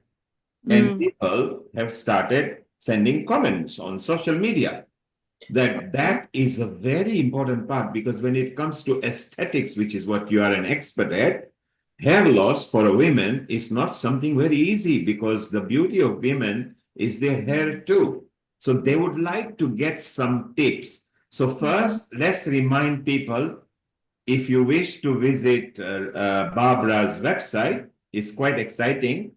She's also got an exciting project called Project Bathing, the Bath Project, but it's to do with bathing, and she'll tell us more about it.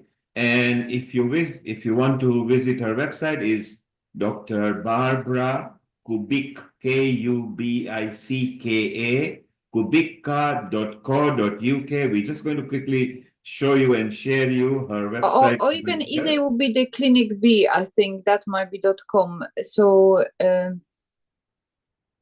this is the .co.uk one, which is where you are. And it's quite exciting. Barbara has got a different range. She is qualified as well. And she practices here in United Kingdom. I believe, are you Polish originally? Yes, I am. Dzień dobry. Oh, dzień dobry.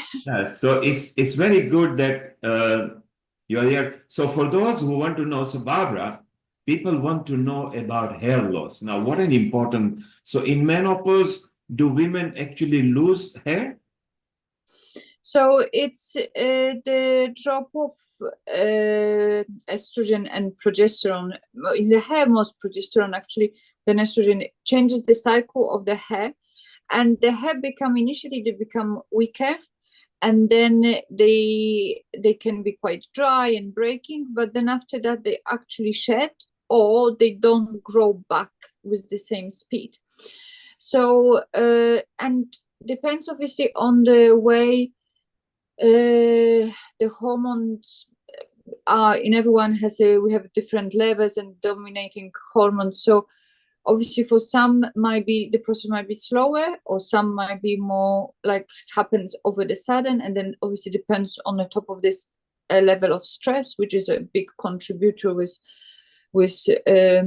cortisol as well, so and steroid type hormones. So that affects women a lot. So, and as you mentioned, that for women, hair it is like a crown. It's like it's kind of finish of our look, or our it's part of a beauty. So it is very, very distressing, and I actually feel like that's something that it's not so maybe discussed with in public, because we feel like it's again it's connected with women. It's like it's socially so indoctrinated that women should have a long hair or strong hair, or and if you don't, then you feel self-conscious, so you don't want to talk about this.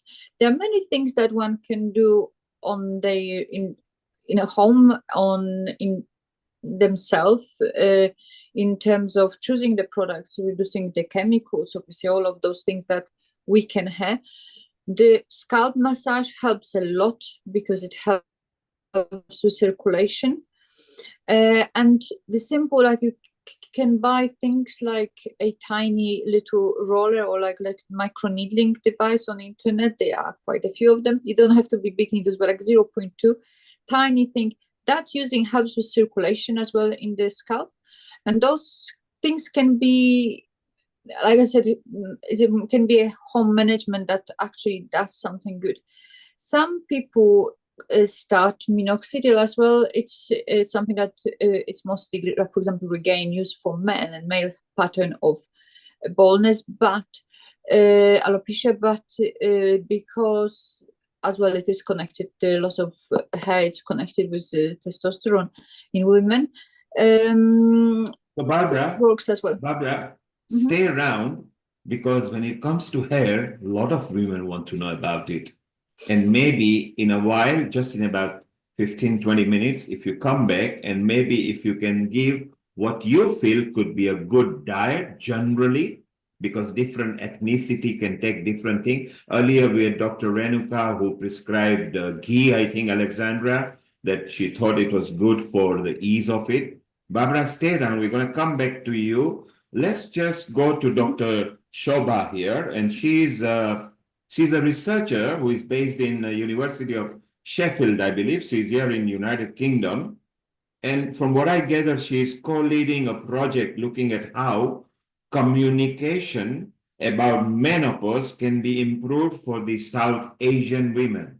Now, although it is South Asian women, I am sure she will have common tips for other nationality. So let's welcome Dr. Shobha Dawson. Global namaste to you, Dr. Shobha. How are you? Namaste. Good afternoon, good evening, good morning, depending on wherever you all are. Thank you so very much for having me here today. Really appreciate it. So if it is okay with everyone, I'm going to share my slides. Is that okay, Nell?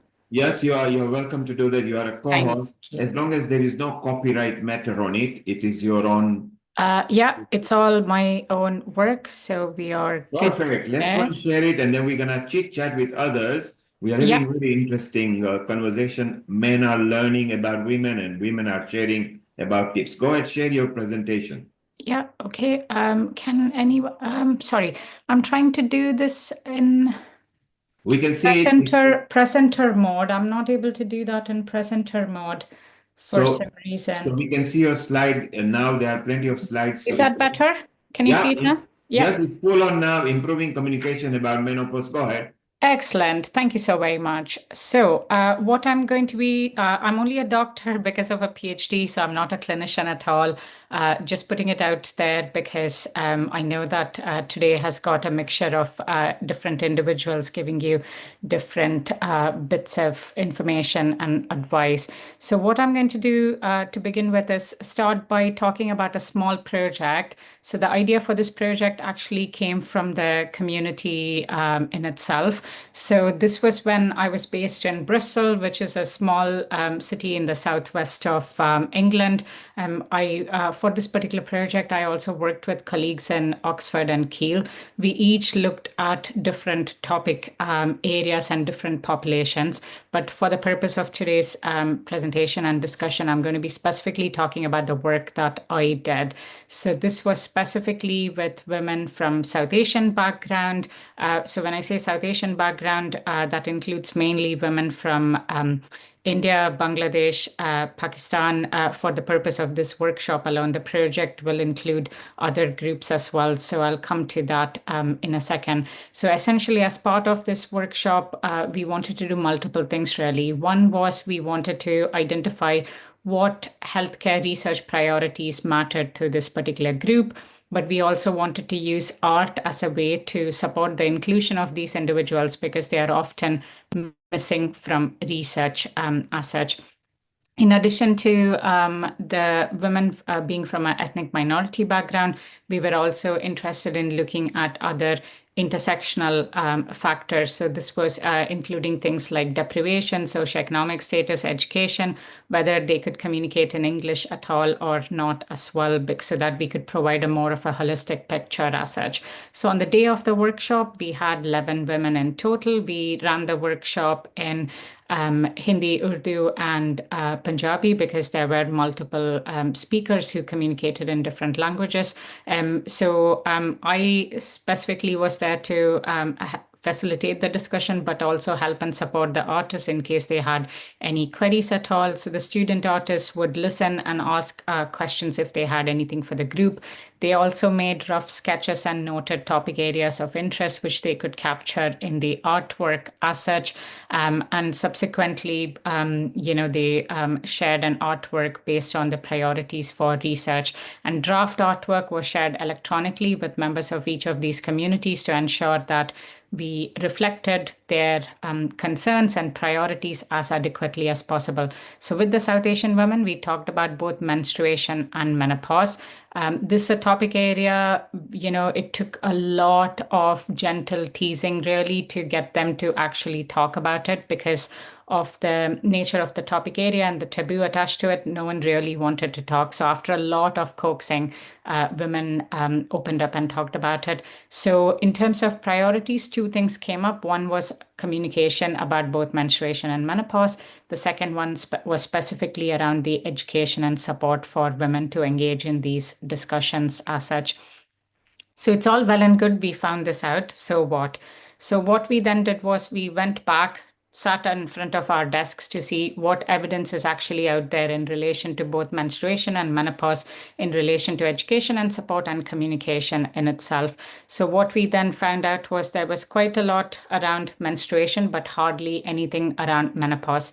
So again, we worked with women from those communities, plus also Nita and a couple of others who are Nita, who's in this call as well, to develop this idea further. We applied for some funding through the National Institute for Health and Care Research, School for Primary Care Research, basically, and we are currently working on this particular project. I'll give you more information about that in a second. So as you can see, these are the three pieces of artwork that the students produced. The one on the left side is around menstruation and menopause. The other two are from the two other projects. If you're interested in learning more about the study, we do have a paper published talking about our own experience of doing this work. So before I take you through the study, just want to give you a little bit of a background in terms of what the situation around menopause actually looks like in the UK setting. So menopause, as we all know, it means that, your period completely stops.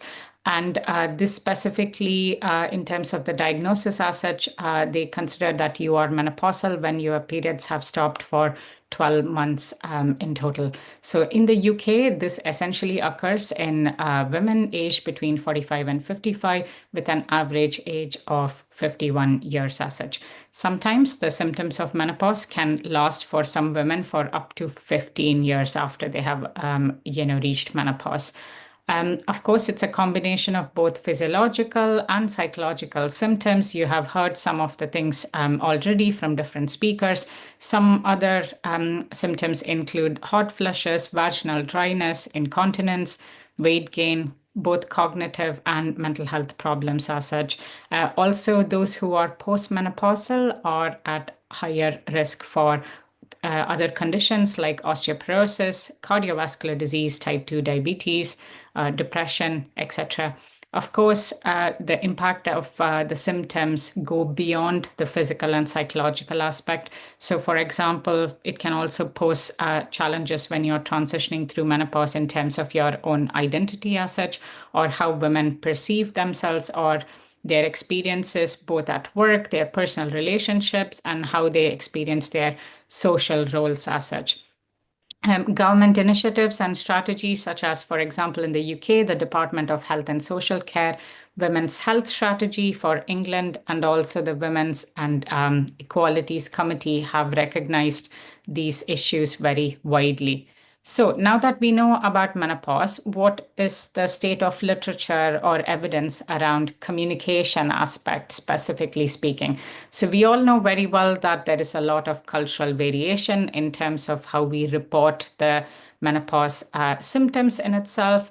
And also, when you look at the evidence as such, we know that women, specifically those from lower socioeconomic status, are 30% less likely to be prescribed a hormone replacement therapy for managing menopause as such. We also know that there is a lack of communication around menopause, which can lead to negative expectations and restricted information that is available as such.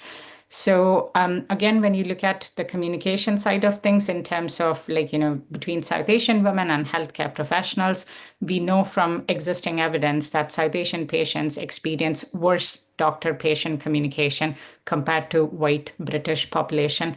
However, you can improve these experiences where consultations are offered in different languages, or if you have a female doctor from a similar background, or when information about menopause is communicated not just by a female doctor, but also in a variety of different languages as such. But when you look at the literature specifically around South Asian women's experiences of communication about menopause, both amongst themselves and between them and healthcare professionals, not much is out there as such. So this is our study team, and that includes Nita, who is here today. We ensured that we had a researcher who was bilingual, so she was fluent in one other language apart from English. So thinking about the project in itself, so for the purpose of this project, when we say South Asian, it is a very broad terminology. So it includes people from Afghanistan, Bangladesh, Bhutan, India, Nepal, Pakistan, and Sri Lanka as well.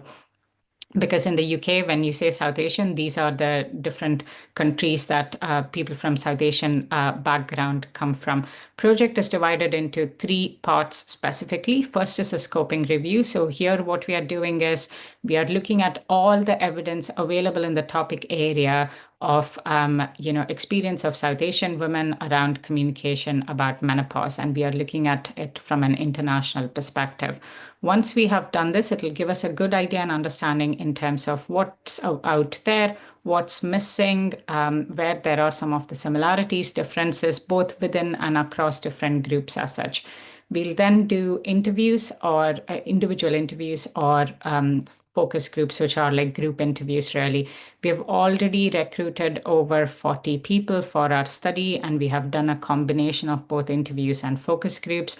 We are currently looking at analyzing this data thematically. So this basically means that you look for common themes that are coming out where there are differences. If there are unique themes, like, which only particular people have raised, we are also looking for similarities and differences in terms of intersectional factors, which I have mentioned to you previously. So this will include things like your age, where you live. It'll also include things like education, whether you're first or second generation migrant, and also various other factors as such. And lastly, we intend to run a workshop and also disseminate findings. So dissemination is to do with, so what, now that we have findings, how best to share them with people.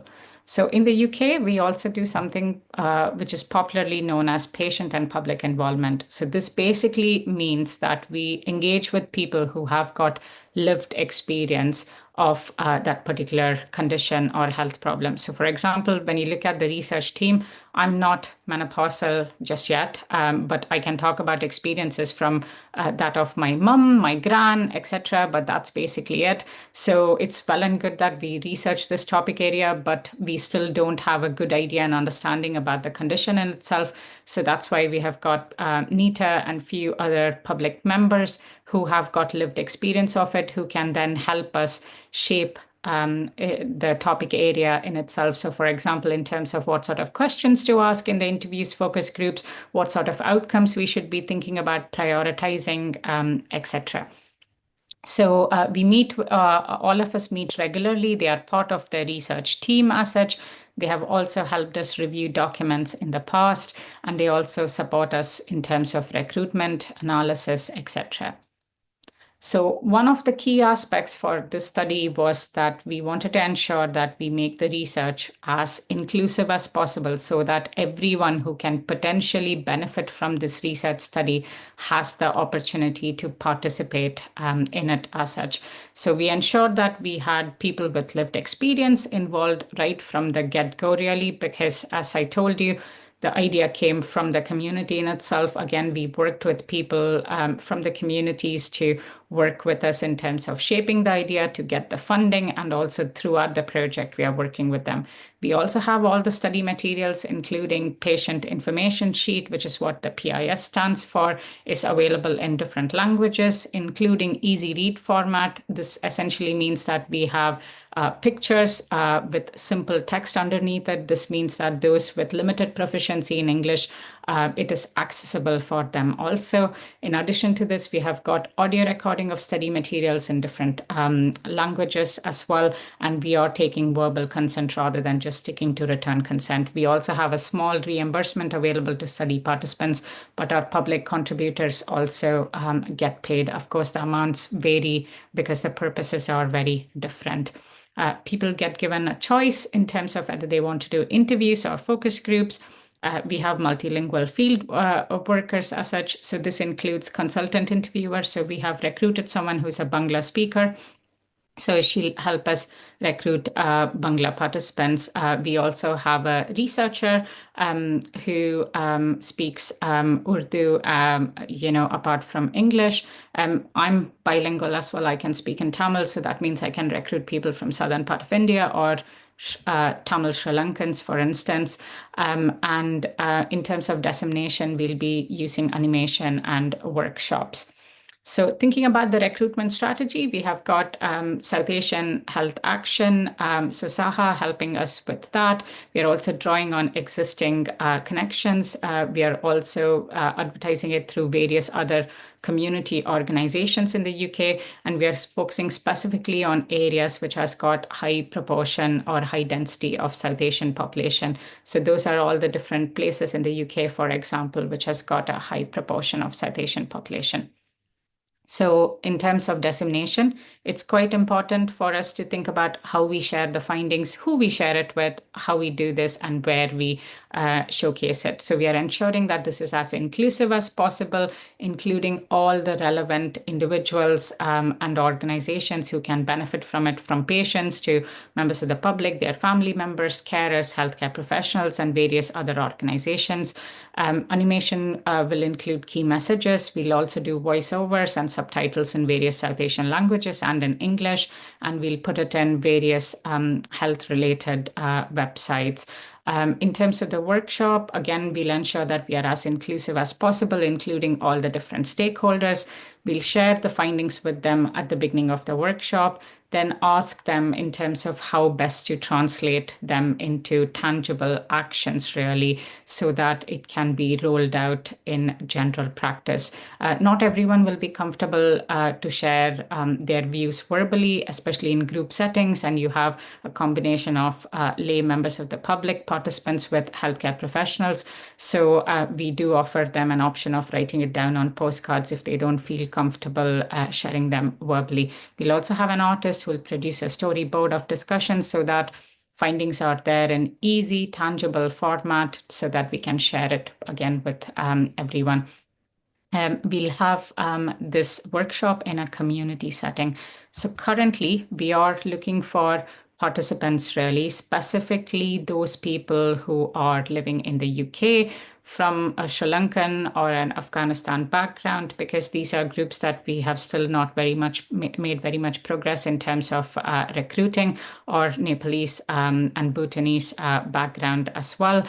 And those who have got experience of taking HRT2, because we know from the wider literature that not very many people from South Asian backgrounds are offered HRT, so we do want their experiences as well. So these are the groups that we are currently looking at recruiting. So if you do know anyone who meet any of those criteria and would be interested in taking part in the study, I'll put my email address in the chat afterwards.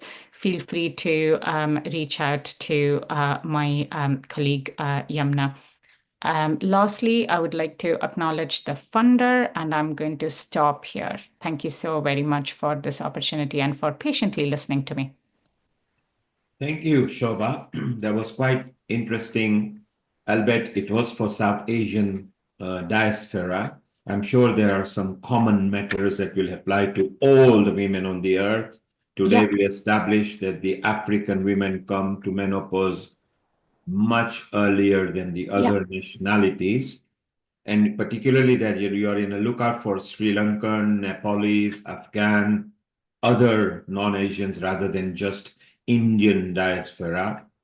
So that would be useful. Kiran, you can make a note, because Kiran, you are a teacher here in London. So if there are any women that you know from a Sri Lankan origin or Nepal origin or Afghan origin or Kyrgyzstan or Uzbekistan or those kind of areas, then you can connect with Dr. Shobha, who is connected through us from Kirit Mistry, who is the SAHA organization. Amrita, if you got Shobha's phone number, I gave you the number earlier, keep in touch with her. And talking about SAHA, which is South Asian Health Action, Nita is here. Nita, a global namaste, and you were listening. And thank you for South Asian Health Action for bringing Shobha as well. Your comments, Nita, so far? Thank you. Thank you for allowing me to join in as well. And thank you, Shobha, for explaining the project that I'm helping with quite well. So I won't talk about too much about that project. I got introduced to the project that Shobha's doing via South Asian Health Action, SAHA. A very interesting project, I must say. I've been brought up here in this country. So if I had to go and see my GP, as I'm getting older, I'm getting less shy, believe it or not, as I'm getting older. But some of the things I'm learning also, although I'm inputting to the project about how the South Asian population, the way we talk about certain things, illnesses, be it effects of menopause, etc., is very different to how a other cultures talk about it. So I'm finding that very, very interesting myself. And it's really helping me to share my experiences. I'm learning from the group with my friends and how to discuss them. So that's one thing. Sarah also involved in, we're looking at, we're helping Project Ulster Project, which is menopause and diabetes. So I'm part of that group because I'm a diabetic as well as having been through menopause. Again, something that you wouldn't naturally think about, but are there differences if you're a diabetic and you're going through menopause? Are the symptoms any worse? Are they any different? Are they very similar? So it's kind of things that we're trying to bring into the professionals' minds. If you've got other illnesses, other ailments, does that affect your menopause journey? I don't know the answer to that. So yeah, it's another way of looking at the menopause journey if you have got other illnesses that are long-term illnesses that you're dealing with. So yes, please, people that are on the group today, if you know that you can pass the message on about joining these specific groups, please do that, and let's help the future generations to come not suffer like our past generation, the women have done regarding menopause. Thank you for listening. So let me Thank you, Nita. Let me introduce you to Dr. Amrita Sharma. She's the general admin at Healing Our Earth and also a senior anchor and a producer of episodes. Amrita, if you keep in touch with Kirit, who is in India at the moment, and the outreach that Nita is talking, because diabetic and menopause could have correlation. Shobha, although she is not of an age to experience menopause fully as yet, but the fact that she has taken this study with few of her colleagues over there will be very useful, particularly the South Asian diaspora, because the diet is different, the socioculture behavior is different, the stigma is different as well. So I think it's going to help so much. It will take few years because there is no pill for menopause, but there could be a way and a method how to handle it. So if you could keep in touch with Shobha and Nita, if you can put your number to Amrita. Kirit is a part of Healing Our Earth. She's a producer here. Let us find you some of the people that maybe you may not have, or at least let's share the knowledge that you guys are going to accumulate, because it will be very, very useful. Shobha, you haven't fully experienced menopause. Maybe perimenopause is your nearest subject that you might do in few years. Still a way to go. Yeah, so that's why I said in few years, maybe you will experience that. But what better than to start now, because you can start collecting data and educate. There is Kumud, who is here in Germany, who is over 75, as is Maureen, who is in Canada. Shortly we'll be visiting her as well. Maybe we will share some ideas. And Neil, Kumud, can I say something? Yes, Kumud, if you know somebody in Germany or any other places who are of Sri Lankan origin, Nepal origin, who are in UK, then that will help. So any contacts you've got there in Germany, you've got contact in United Kingdom, then it will help of that diaspora there as well. Amrita, let's have your comment before we chit chat with others. Thank you, Neil Kumar. Thank you very much, Dr. Shubha. That was a marvelous presentation. Well, because it was specifically on a specific topic. I had been hearing as a physician on a lot of other things, but then this is it's a very much required stuff, and what all things you both are doing, it's also remarkable. So, Nita, I'd like to answer your question that you put forward as a physician. Excuse me. I think. Again, this whole cycle of diabetes being related with the menopause and a person who's already diabetic and then is passing through a menopausal stage is pretty much dependent on the lifestyle as well as the cultural background, because that also has a very big impact. Though the studies that show the diabetic person having menopause is not having that much of an effect on the menopausal stuff, which may vary from individual to individual based upon the diabetic stage of what stage diabetes the person is having, and also upon the medications what she or she's basically she's taking, and also on the dietary lifestyle tips or things what she takes up, and also the mental upbringing of an individual. There are so many people. I think this study can be done in a various socio-economic sectors in the society, where at different levels you will find the same cases of people with diabetes, the women with diabetes having different issues. But yes, that one thing is definitely there. So after menopause, the problems related with diabetes, if you're not controlling it as a lifestyle and you're not managing it with the lifestyle things, may trigger up with the cardiac issues, or maybe triggering up with diabetic nephropathy, or triggering up with neuropathies and stuff. So the range of stage of disability years of life may change based on all that, which might cause as a trigger at the menopause in a female's life. Rather than giving a symptomatic stuff, it might have a growth effect on that and how she has managed in her life. So all those individuals who have been on hormone replacement therapies with birth control pills for over a lot of age and then moved into menopause might show a different effect compared to the ones who have never taken that. Then compared to those who have been having a very natural lifestyle, having an organic lifestyle, based upon what kind of situation and socioeconomic conditions they belong to, also will show a marked effect on the effect of understanding how the menopause have come to their life and how diabetes is being managed. And therefore, these lifestyle disorders may be hypertension, or may be diabetes in all those cases, or any other issues in relation to that, will be markedly diverse based on all these factors, which can be one of those critical areas that are important to be studied before we come over anything else. That's what I had to say. Thank you for that.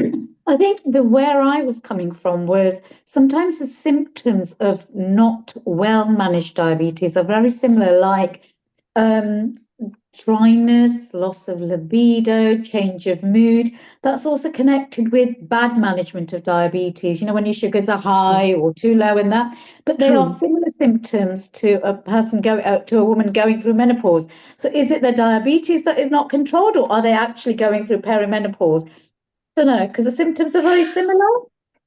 Yes, because the insulin, as well as estrogen, progesterone, as well as these hormones that are released from the pituitary gland through the pancreas or through the reproductive system, has a very close relation. If you see, people with PCOD are basically insulin resistant. So basically, diabetes and estrogen, progesterone has a very close relationship. And that's why these symptoms are pretty much similar. So a diabetic person may also experience all these things, which are pretty much similar, which, as I said, may get aggravated at the menopausal stage. So if a person is really aware and educated in that part, this will help her to understand herself and balance herself in a better lifestyle modification for herself, to help her to know and understand what best can be done. So on one side, if I'm managing up with my hormones, with exercises, diet, meditation and stuff, on the other side, I'm also controlling my sugar levels. That will help her in harnessing her better well-being status on physical, mental and emotional basis. Yeah. Thank you. You're welcome. Thank you. So this is so wonderful that we are sharing information. Shobha, you can keep in touch with Amrita. Nita, you keep in touch with Amrita, and Kumud.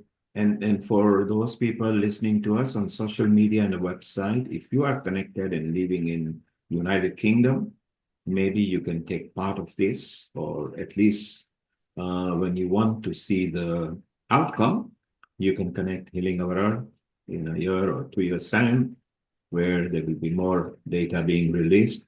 And Shobha, so what made you take part in something that is very far away in your life cycle? So when we started the initial project, really, working with the communities, they just wanted to talk about diabetes, the topics that are discussed a lot commonly in research, and we just wanted to push them a little bit away from all that.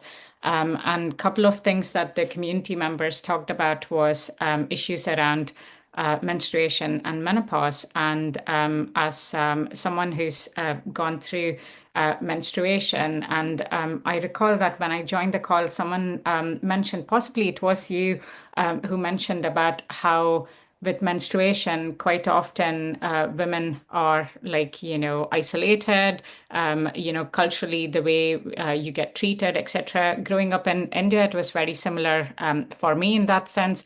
And on one side, you have, menstruation in terms of your early part of your life.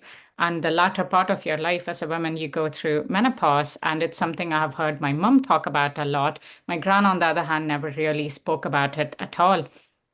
So it was quite a natural thing to then just start focusing on it. And what people don't realize is it's part and parcel of being a woman, and it's a normal and a natural process. And there is nothing to be ashamed of, or there is nothing to be stigmatized about, really. Just because of the way things happen doesn't mean it's okay that it should happen in that particular way or should be seen like that. And also with menopause, people just go through that process without necessarily thinking about the fact that, oh, this is something I can actually go to the doctor and ask if I can get any kind of support for it or not. They just assume that, oh, it's a part and parcel of the life really that you go through, and that means you just put up with it. And you don't need to just put up with it. It might not have a adequate treatment in the most straightforward way, like you do for diabetes or for other conditions, but there are ways to still manage it as well. So hence, that's what brought about really in terms of working on the project. And as a researcher, I don't really have a specific healthcare topic area of expertise. I do more methodological work really, and quite a lot of that includes working with different ethnic minority communities. So so hence here, and hence talking to you all about this. Thank you again for this opportunity, though, really appreciate it. And Shobha, that was a very good presentation. Kumud, who has been here since the start, has been listening as well. As Kumud, you saw the presentation that Shobha actually showed with our audience over here. And what is your comment, and what did you learn from it that is different in your journey? Because you have seen life even beyond menopause. Yes. Now, with scientific background, being a biochemist and having married a husband who was also more in that field, there was a good understanding about the body and what was happening, and having a period, and husband looked after you well and said, make sure, you haven't got tummy ache or whatever. And yet when I said, when menopause came, I myself I was partly prepared, but didn't know what I was going to go through. But, the changes that came were a bit difficult. And you have all these other, we discussed what all things happened to you. And I had to manage that on my own and convince my husband that was okay. So it is a struggle, a struggle for a woman to go through it and then try to educate your husband, your partner, who will probably understand but doesn't understand it. So now that education is so necessary. So, when you're doing this research, these women can't talk about it. And also the other side of it was to be loved, caressed, and then suddenly, like you are not what you were before. And you have to explain why, to your husband. And it is difficult, So this, I think it is more that the men have no idea, whereas they know you got a period, so it's different. Or when you're going to have a baby, you're going to have different. But this bit is, both husband and wife has to go through this. And if the husband is there with you, it just helps everything. And it'll build the confidence in you. And this is what we need at that time, because confidence is missing as you go along, like, what's going on. The second thing we talked about was your hair loss, of course, I started going gray before that, but I dyed my hair. So appearance was important, for husband to present his wife somewhere. But he wasn't, he was very, very pleasant about it. He was proud that I was there. But then this is something I had to manage on my own, to say, I am who I am, and I have to show my be more presentable and all that. So, yeah, that struggle is there. But it wasn't a struggle, because then at the end I thought, oh, I made it. Oh, I'm going to get on. And, I felt confident about myself. And I think that is an important part in our lives. And then now I come to this age and suddenly be talking about hair loss, and then, when should I start, not dyeing my hair? What happens to me? So that thing comes through, and then think, right, I'm going to be prepared, and I am still going to be who I am, be confident, and I'm there for everybody without any inferiority complex or any complex in me. And this is what's made me who I am. And I feel I am who I am. And, it's not suppressed my curiosity about things. And even today I've joined you. It was just a coincidence. I saw that on Arogyam, and I thought, right, I can always learn something. So there is this curiosity, and that keeps me going. And that makes me feel, there's so much more, and I haven't given up yet. So, So this is my story. Kumar, talking about hair loss, because with the loss of hair or receding hair comes lack of confidence. With a lack of confidence and loss of hair and the hormone imbalance, a lot of things are happening in women's life. So what I want to ask here is, Alexandra, did you lose hair? Yes, I really, my menopause, like perimenopause, lasted really almost Honey? Can you hear me? Like 8 years. Yes, we can hear you loud and clear. Go ahead. Yeah. So it was really, I started losing hair, and yes, Kumud, I also stopped dyeing my hair then. And yeah, now it's kind of recovering, but it took a couple of years of really not being happy about that. It's like what Dr. Kubitska was saying. It's like, our crown, we like to have hair and to be proud of that. It's just something that is important to us. So yeah, Kumud, we learned so much from you. I think you joined here to learn, but we learned so much from you. Thank you for joining. And talking about Kumud as well, another person who has passed 75 and she is going strong. She has still got beautiful hair and is smiling. She's in Canada over here. Shortly, she will be talking about IRT and menopause. Maureen, did you lose hair when you were going through your cycle of menopause? Well, I was too busy to notice. But yes, yes, and there are ways that we can adjust all of that balance of our chemistry from within as well, which is what I teach others and help them to wake up their internal pharmacy to rebalance their hormones and their chemistry, and in addition. That I can share other things in a moment, but I also the woman that cuts my hair, or used to, she just moved away. She is an alchemist and creates her own hair products. So there are different things that we can do to regenerate our system, whether it's herbally or with natural products, and also clearing what's underneath the feelings of all of this that we experience and all the unresolved buildup that gives us and our bodies less resilience. So there's a lot of points of view of integrative care, self-care that we can all do as women.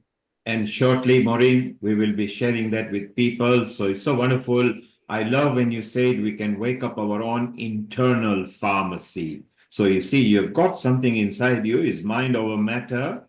Although when it comes to hormonal changes, sometimes women themselves don't know what's happening. So it's very difficult to educate. Maybe men need to learn. Let's just take a pause here and we go to Shri in Birmingham. A global namaste, Shri, and she's the resident singer here at Healing Our Earth. She has got her ideas about how to deal with menopause. She's a singer, she's a professional singer. Maybe Shri, you can start with singing a song to us and then tell us about your ideas of menopause.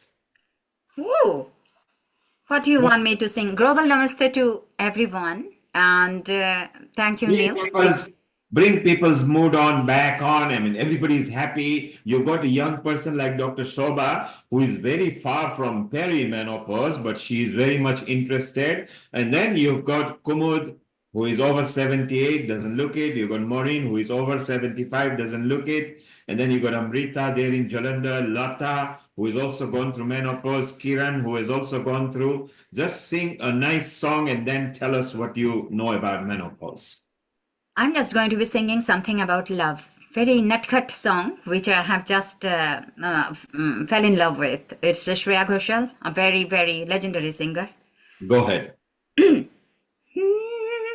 थोड़े बदमाश हो तुम, थोड़े नादान हो तुम, थोड़े बदमाश हो तुम, थोड़े नादान हो तुम, हाँ मगर ये सच है हमारी जान हो तुम, थोड़े बदमाश हो तुम, थोड़े नादान हो तुम, मेरे सांसों की झनकार हो तुम,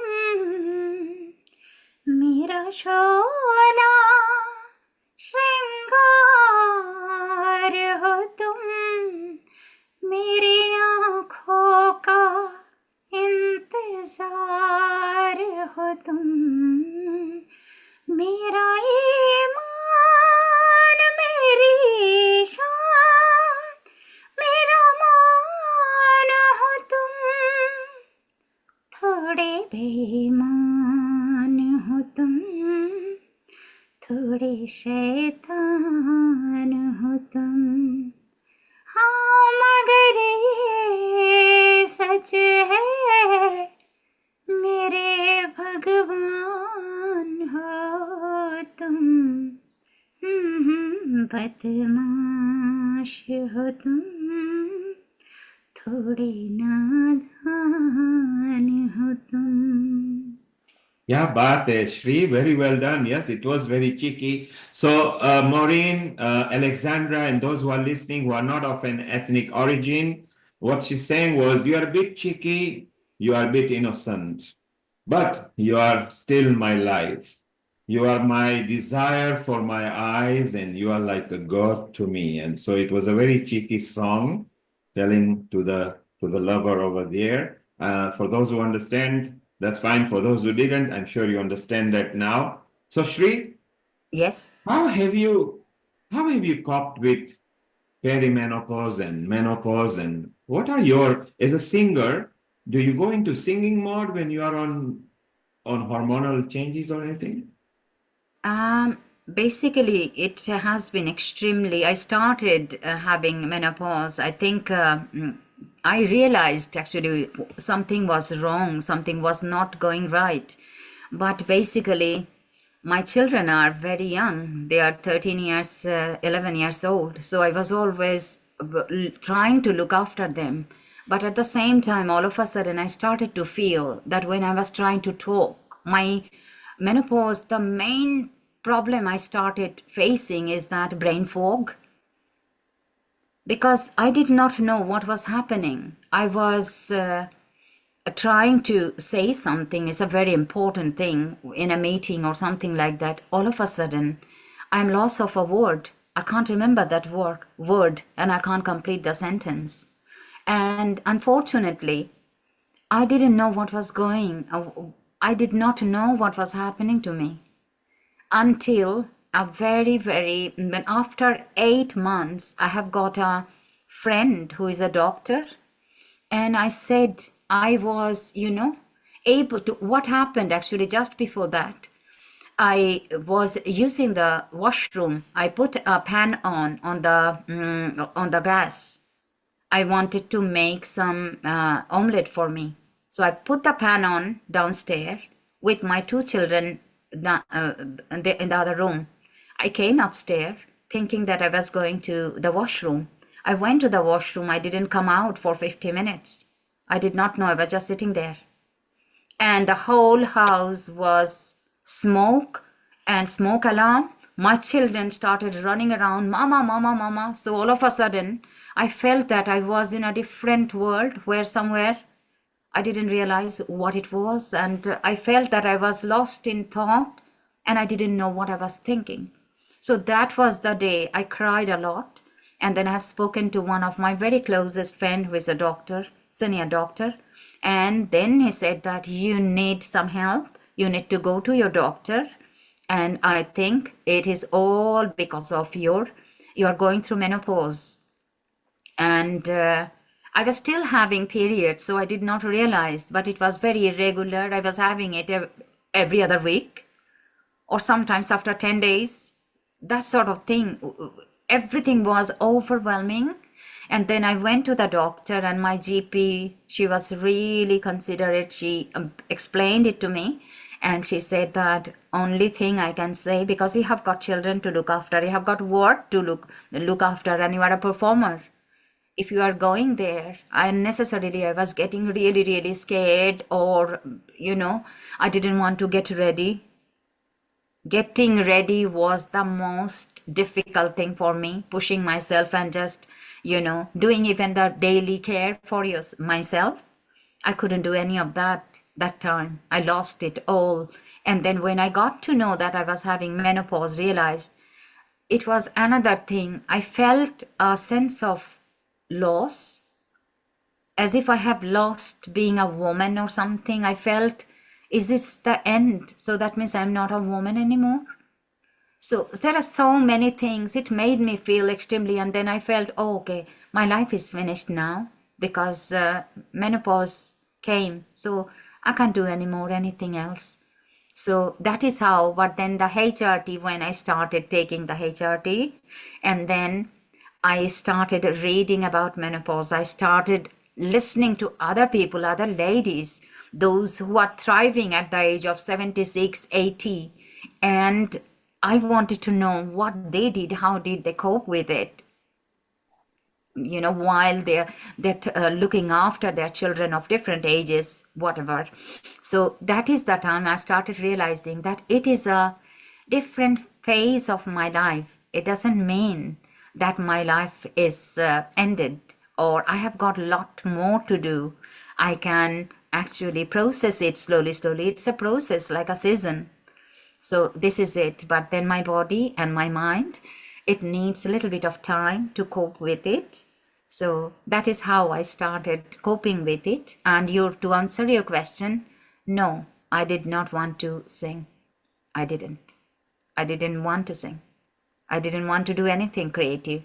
I did not want to communicate with people. I did not want to socialize, nothing. I just locked myself, only me and my children. So Shri, the way I look at it, the tunnel started becoming dark. You didn't know what was happening. Yes. But the fact is, you are now a very prolific and a very famous singer. And yes, keep on with your journey, because there is light at the end of the tunnel. So Shri, stay around, because we want to know how Maureen and Sharon dealt with it. And they've got a lot of history now behind them. They've passed menopause quite a while back. Both of them look very young, but they are same age as Kumud over here, and they're all over 75. Wow. So one in Canada, one in USA, one in Germany, one in Croatia, one in Jalandhar, one in United Kingdom, another one in London. Let's share and understand, because even the men are learning quite a lot, and we want to see if if they felt like you when it happened to them. And so stay around. Let's go to Sharon in Colorado in United States of America. She's our senior host at Healing Our Earth. A global namaste to you, Sharon. Global namaste to Neil and all of you wonderful, beautiful people out there. And it is that very important subject we are talking about at the self-care for women, menopausal care over here. So Sharon, what was your, did you know that you were going through menopause? And if you did, how was it and how did you tackle it before we go to Maureen in Canada, who might give us some IRT solution for menopause? Well, I was thrilled actually because my mother, when she was pregnant with me, was given the drug. And it caused me to have some difficulties throughout my life in that area. And I had terribly painful periods, terribly painful. So on one level, I was so thrilled and happy to be done with that. And but because really of all my training in India with my Guruji, Sitara Devi, and learning how to embody all aspects of the feminine, and then creating these exercises around that time that I wrote my book and created all these exercises for women to really ground and feel this Shakti flowing through them, particularly in all the strength, the Shakti that gives you the strength, and then that gives you the sensuality and gives you the love and compassion. So and all of that, I've also had all this training and healing where I learned to bring this energy from the center of the earth up through my feet and into my womb. And to really, I know Lata, you want to hear more about this, and to really feel that Shakti flowing through me. But not only that, flowing all the way up through my whole body and into my eyes and radiating that out through the world. And knowing those practices and working on those practices gave me a whole new understanding of myself as a woman, of sensuality and all of that. And there's another aspect that I want to tell you. So this, from my mother taking this drug, eventually later, I'd say about 10, 15 years later, I had cervical cancer. And so I had to have a hysterectomy. I mean, I had reduced it through all kinds of alternative health to very small, but I just chose that way. And I remember a really clear, dear, wise friend of mine saying, well, you know, yes, you're losing these parts of yourself, but now you're getting the womb of the goddess. You're coming to a whole, it's just because it's physically gone doesn't mean that it's energetically gone. And, you know, it's like you're having the womb of the whole universe now, the feminine. And that really helps. So even at this age, and in January, I'll be 76, these teachings that first came to me from my Guruji pervade my life so that I can still, like she could, if I want to dance like a sensuous goddess, I can feel that energy coming through me, that Shakti, and I can transmit it to all of you. Wow, Sharon. So Sharon, it's so amazing. You know, I just wonder, we've heard so many different aspects of menopause today, and a couple of the contributors were positive, saying, menstrual cycle and periods gone, and new phase, so maybe positive, although menopause is not necessarily positive because it's hormonal changes. How amazing that we are sharing this thing. I think men need a lot of education on this. Women go through hormonal changes, menstrual cycle. They are like next to God because they give birth to humanity, you know, and then they go through all these things. and we still are not equal on the earth. Men still wants to rule. This is why Healing Our Earth brings subjects like this, where we can educate other people. Amrita, you, of course, are on maybe you are still young and going through perimenopause. And are you dreading menopause, having heard what was going on? And do you feel you are equipped to understand when it comes? Thank you, Neil Kumar. I have been listening to all the wonderful ladies, and I think I'm blessed enough now to get so much of education as well as empowerment. And I think this is what is women empowerment, and this is what is the aim of the Globe Women, to empower women and educate them. And also, with every word that every woman has been sharing, their experiences as a part of the journey of life gives an add-on power to yourself and finding solutions to the problems. And what if this comes? Well, that's very similar to what that person already told. So there are a lot of things that an individual learns from all that stuff.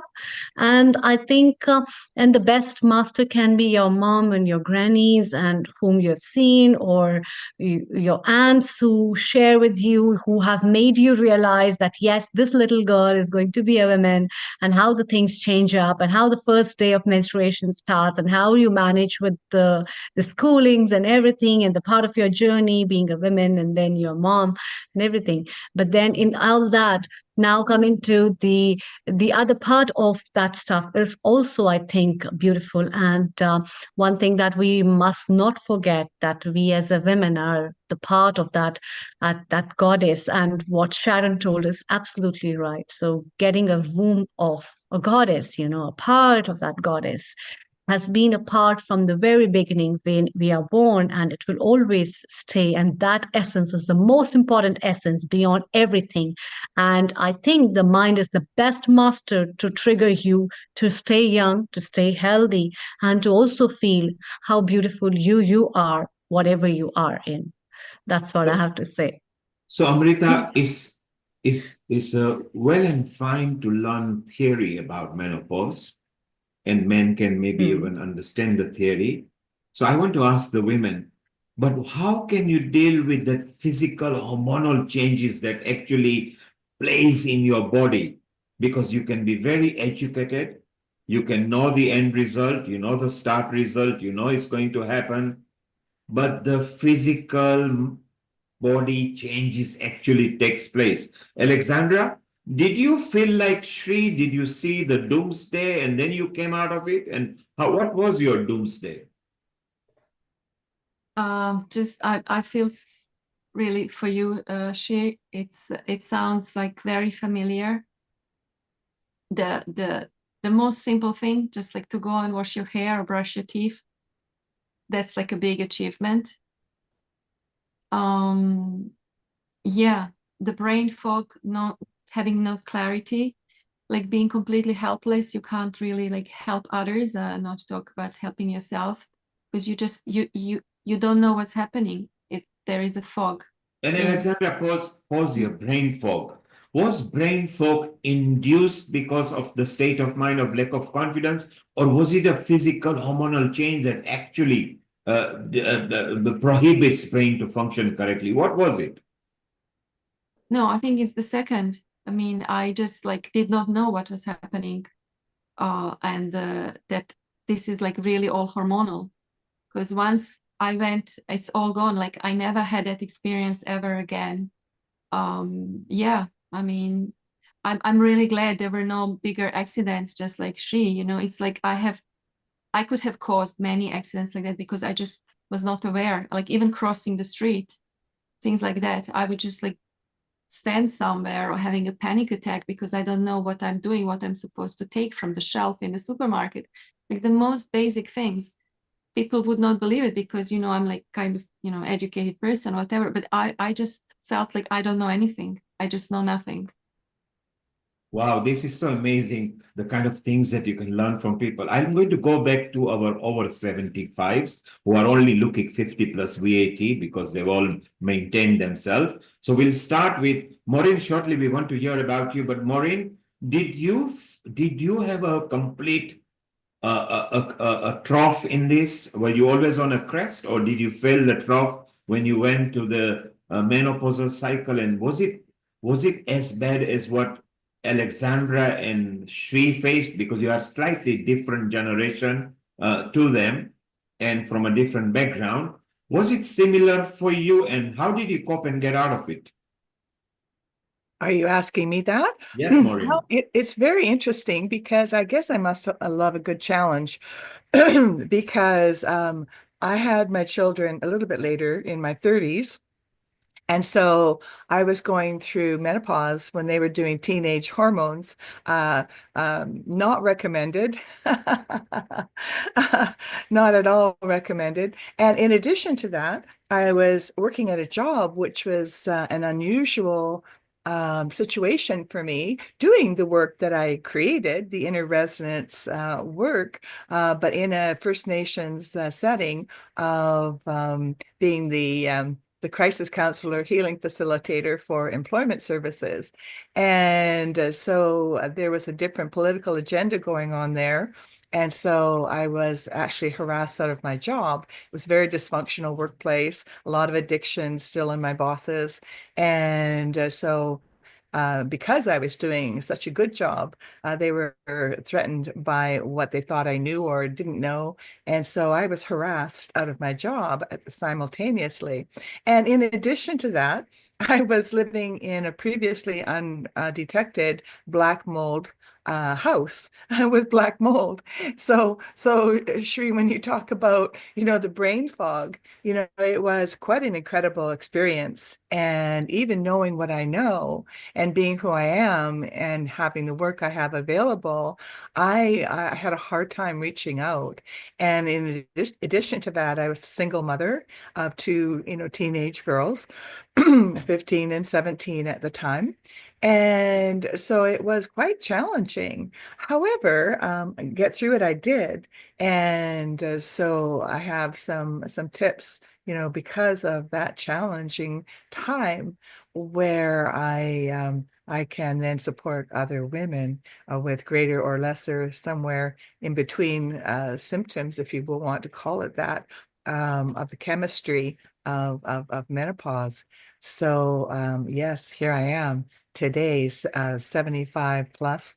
I turned 75 in July of this year. Sharon and I are 49ers. It's a good crop, wasn't it, Sharon? A good year. Anyway, so yes, there is life on the other side of whatever the difficulty of the situation is. So so that's enough for now. Did you want me to share more about IRT right now, Neil? Or yes. So it's an appropriate time now, Maureen, over the next 10 minutes. Share your tips and everything, because Sharon told us how she got out. So Sharon, over to you and Maureen for 10 minutes. We'll bring back Kumud and Alexandra and Lata again and see what happened in their life. So over to you, Sharon and Maureen. There is a couple more things I want to say. I just remembered. So it was around that time that I had my first hot flash, that I met, actually his name was Robert Lawler, who had been in Oroville, helped found Oroville. And he had told me about Amaroli. And so I had my first hot flash and I started doing that, Amaroli. So it delayed actually my menopause for about 4 years. So that's really, I just remembered that aspect of it. And it delayed all of those symptoms as I went through it. So I think that's an interesting side note. And also I feel that there's something about this phase of life. I saw my mother go through it too, where we have the potential, we don't have to deal with having periods anymore and all this chaos. And there's a level of empowerment that comes with being an elder, hopefully. There's a level of, it's like you just don't care about all the little minutia fortunately, it was around that time, no, it was before that, that I met my Tibetan teacher, and we really look at the emotions and look at the nature of our minds and develop a kind of a way of discernment and being able to observe all of this without getting caught in it, all of the emotions and the brain fog and all of this chaos that exists within us as we go through these hormonal changes. And so all of these teachings that we speak about in many of the different Sundays that we have and the different topics we have really tie in, because it's a physical change, but it's also a spiritual, emotional change. And if we have the tools, which we often provide, Amrita knows as well, and Lata, on healing our earth, then it can make it much easier. And also, we have each other now. And we really can discuss these and help each other. And that's what we're here for. So, Maureen, back to you. Thank you so much, Sharon. Yes, and I appreciate everyone and the sharing and the information and all of the holistic perspectives. And Amrita, I always love your sharing and your perspective of wholeness and a holistic understanding as a medical person as well. So it's about an integrative approach as always. And, and I love what you say, Sharon, because, it's, the words that I've written down as I've been listening to everyone is self-love, empowerment, the power of the mind, and the balance of our hormones and integrated. And Neil, you're asking, yes, well, you have certain ways of being, and then the chemistry comes and upsets the apple cart, and then you're taken out into a different reality. Well, what I've also understood and heard over many years is, I guess the same with many different conditions, including dementia, as people get, into that stage, if they do, that menopause brings up all of the repression of all of everything that women have had to keep control of in their roles as mothers, as wives, and as servers of others. Women are in service and they're caregivers. And so the self-love, the self-care is repressed. So all of what we've repressed up until that moment, that we have that physiological change and the hormonal change becomes amplified. And so everything, gets acted out. There's those cartoons of women in menopause carrying guns, yeah, just try me, push my buttons. And yet, it's all about balance, isn't it? So, my topic is going with the flow of menopause with greater ease and grace. And a big part of that is it gives us opportunity to see all of the unresolved buildup of repression that not only we as individual women, but as society, that women have been repressed and not given equal acknowledgement or power. It's about empowerment. So, yes, resolve the inner conflicts. That was another phrase I heard. Don't suppress, your opinions and your emotions. Be authentic. Share from your toes, all the way up. Feeling that connection into Mother Earth and the connection with our spiritual balance, and really, speak from our hearts. So, the brain fog. Oh, I know I knew that one very clearly, especially with the mold, especially with the trauma of getting harassed out of my job.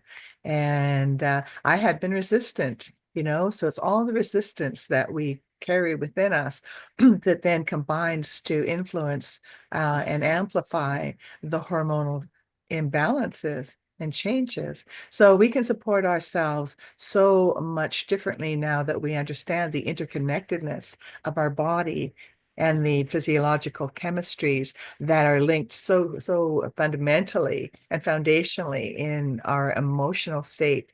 And that way, the more we clear, the more we do our inner work, from whatever perspective, whatever techniques or ways that we have of being in nature, of calming ourselves and finding ways. Music, beautiful, Shri.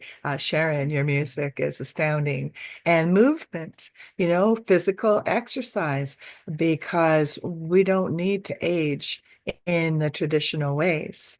And so when we take that self-love, I have a cup here today, and but the heart is facing, can you see that, or the light reflecting too much? Yes. It's got a golden heart. So, but that faces me. So it reminds me of my own self-care, which is essential.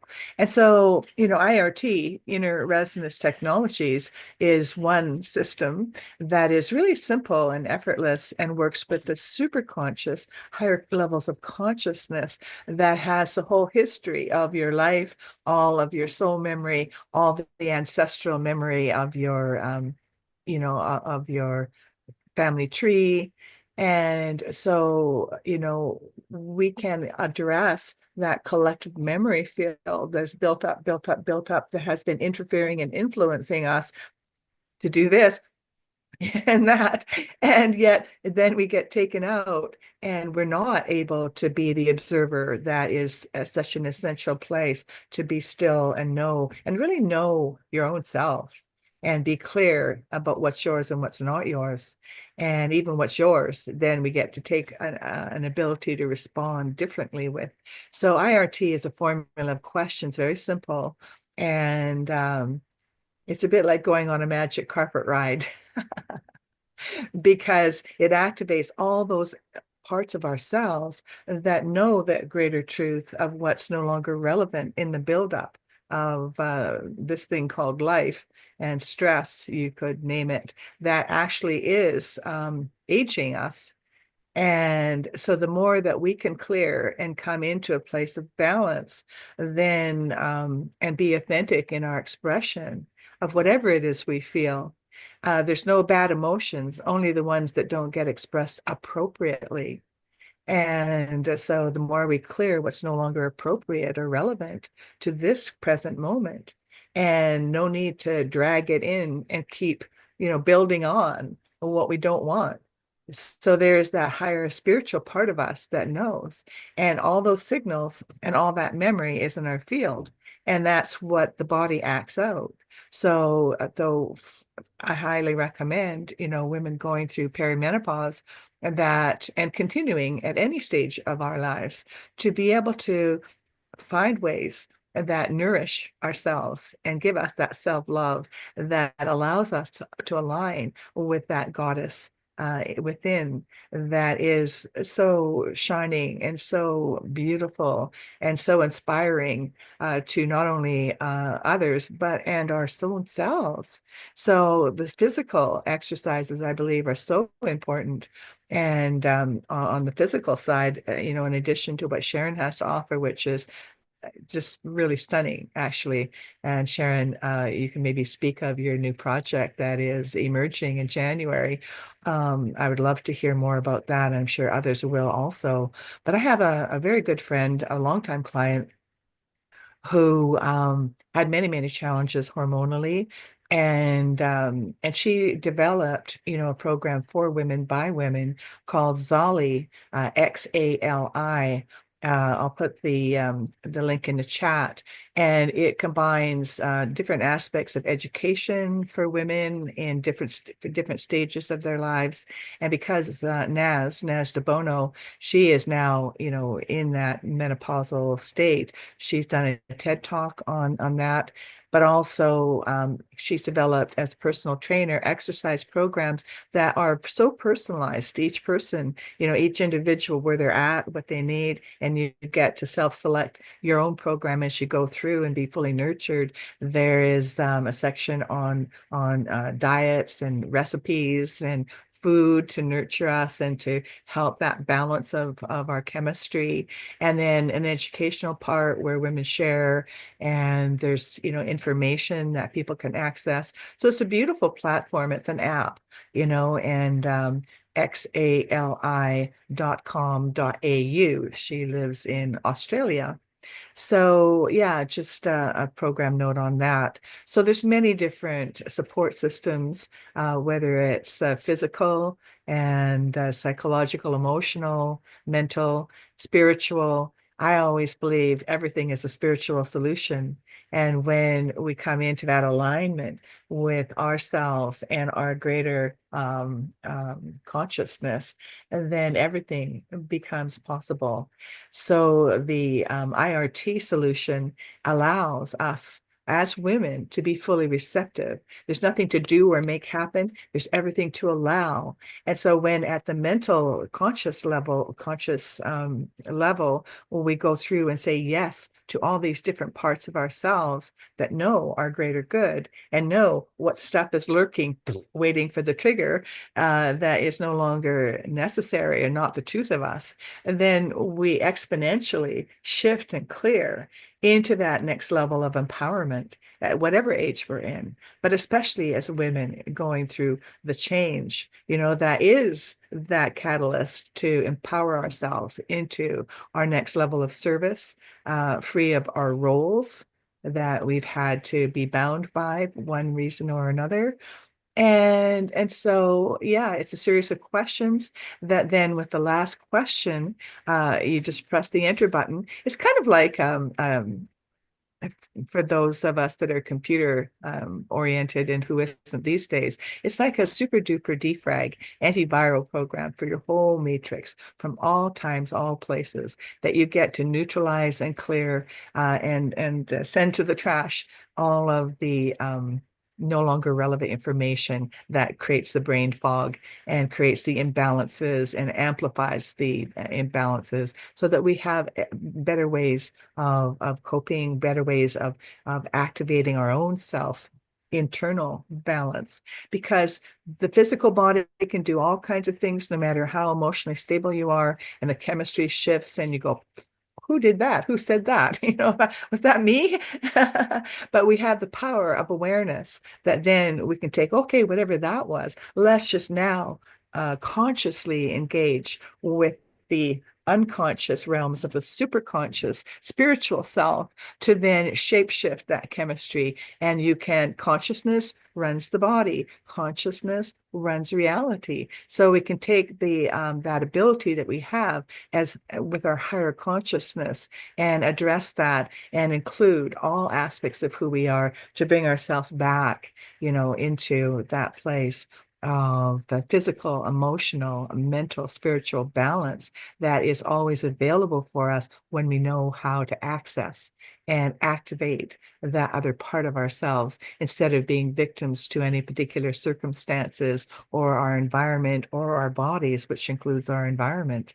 So we have a lot more power, a lot more ability when we understand and bring a holistic approach to all of these things. And of course, being a caregiver, being a helper of humanity, unfortunately, I let my self-care lapse and ignored my body. I was an athlete when I was younger. I've always been super resilient physically. And yet, yeah, I was ignoring my body. And, because I was so busy in the field of consciousness. So this year, I've had to take a serious about face and take a different level of responsibility for my own physical life. And so it's important to address all quadrants. Those of you that may know, I had a heart attack in May in Spain and in a foreign country to mine in Canada here. And yet I was with a group of conscious people that sent healing prayers and love. I did my own internal IRT work. And within days, there was no more blockage in my heart. The first artery had been 100% blocked. I had two stents put in. The second artery was 70%. And with all the healing prayers that next morning and the next day, the day after that, the doctors could not find the 70% block. And they actually went in a week early to find what was going on. And it was completely clear. My heart was totally healthy. So, we have the miracle within, and we have access to spirit and consciousness that can create things beyond our physical, our physical experience, because it's all one system and we have to include all parts. So this year I'm much more self-caring of my own exercise, my own diet. I know what to do. I just had to do it. So, we just have to do what we know and reach out and listen and receive all of the wisdom from all of us at whatever age we're at. We all have something to contribute to the journey of menopause. And it doesn't just start when we hit menopause. It's all that good care and the good habits and the good balance that we have in life, that then when we get to that point of our bodies going into that change, we can flow with it, instead of having all this resistance and all these things that come up and, push us into a different level of presence, of having to really, do things differently. So I guess that's all I have to say for now. I do love to support everyone. And if you're curious and you want to experience, there are some ways to experience the protocol I developed on my website, maureenedwardson.com. And if you want, to send me a message in my contact, say, hey, we're on Healing the Earth Family. I'd love to experience more, and I'd love to share a gift and experience of the protocol for you. It's just my greatest joy to do that. So thank you. So Maureen, why don't you tell them about what we're cooking up these days? Well, what we're cooking up July. For July, well, there are 6 of us, Sharon and I, and Connie. Andrew and Connie. Andrew and Connie, and also Joan from Ottawa, and Rahel. Yes, Rahel from Ottawa, and I'm from Canada also. But we are cooking up a multi-phase workshop that addresses that next level of expressing who we are in the world and helping humanity from all those different diverse prospects. Oh, there's my website. Thank you. And so I built that website myself. Talk about brain fog. I'm a non-techie, so I'm just very proud of myself. It took me 2.5 years. Most people it takes 4 months. But I was persistent and I was in a learning curve and I did it. Yay, me. Anyhow, exactly. I think that's part of our growth as women. It's to, I went back to Baltimore where I grew up, and I saw these people I went to high school with, and I'm like zipping around the computer showing them all, and they're like, oh, wow. For me, it's all about learning new. I'm about to jump into learning a new editing program. Yes. And it's really keeping yourself active on every level. On every level. Things, learning, there's exercises that I bring that create new synapses. Indian classical dance does that, where your eyes are going one way, you're doing different rhythm, your hands are doing something else. There's so much available to us now. And, we bring these people who are experts in all of these kinds of healing traditions to healing our earth. So here we are. And it's just exciting and wonderful to be with you all and learning every week. So Sharon, is beautiful that something is cooking up middle of next year. And it's so nice. It's like a 5-day workshop, more than a workshop, really. It's a co-creation. of all the participants with the facilitators. Connie and Andrew do the trust frequency in a different worldview of assumptions that we run our lives by. Sharon brings all her movement and her sound and her beautiful wisdom and physical embodiment.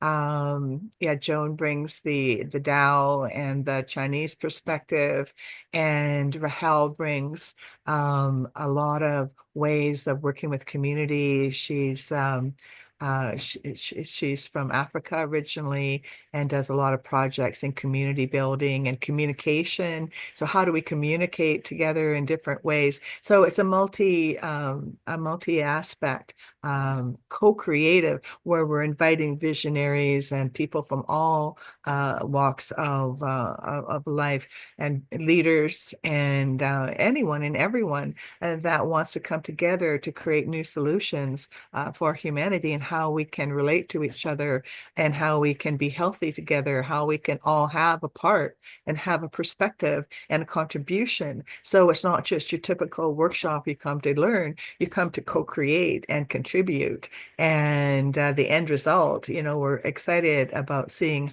how this all unfolds and what gets generated, So Maureen, is it going to be in person and online too?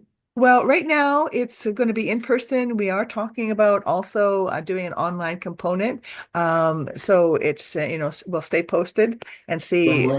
So if it's online as well, Healing Our Earth will host it free anyway. It always does and supports all the organization. And when the flyer is ready, we share it with people. Earlier, we were sharing a retreat in Croatia, which is actually monitored and facilitated by Alexandra, who is over here. And it says the best place for vacation too. And Croatia at the moment is trending in the tourism world as well.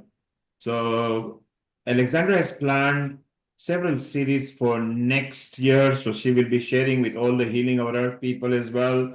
And anybody else who wants to visit Croatia, you will get first-hand treatment from Alexandra over there. We'll share these flyers in WhatsApp group and other groups as well, as we will about the workshop that you are planning.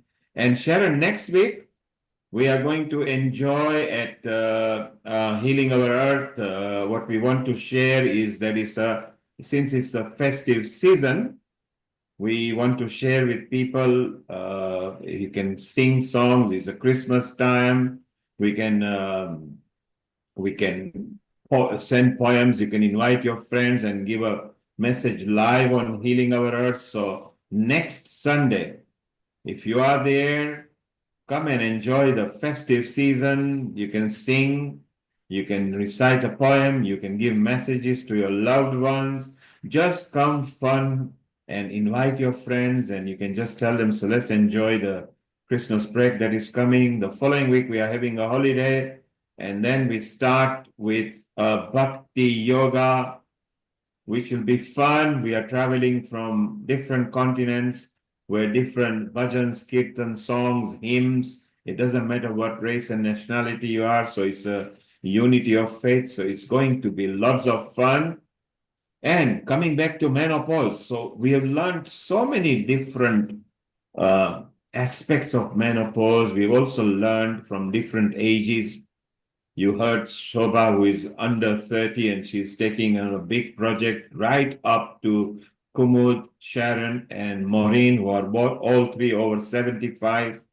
And they are laughing, they are happy, they are singing, they are full of smiles. So, hey, the tunnel may get dark, but there is always light at the end of tunnel. So what we are going to do over the next 15 minutes, let's go around the panel and see what they've learned and any tips they can give. So Lata, what have you learned today, and what tips will you share with your friends over the next 2 minutes? Tell us what you've learned. Well, it made me sort of go back to my time of, all the thoughts triggered the memories of childhood and how my mother coped, how I coped. And because, yeah, I didn't get much support from my grands because they weren't around, aunts, they weren't around. I had to sort of do it for myself. My mother wasn't there. And so it was, yeah, I had to rely on the divine energy. And that was what it carried me through without me realizing. It was protecting me and safeguarding me, and all through my journey in life, really. I think my mother had a hard time giving birth, and she couldn't keep her food down, she said, and she had to depend on vitamins, you know, high doses of vitamins. And that's what I've always relied on, is eating well and trying to be sensible and take vitamins and minerals and natural things. So that's sort of ingrained in me, and so it's sort of seen me through and served me well. But at the same time, I see a lot of people around me who are, you know, who are struggling. And yeah, I'd love to give my knowledge, impart my knowledge and share it with others so that they don't experience the pitfalls that I went through.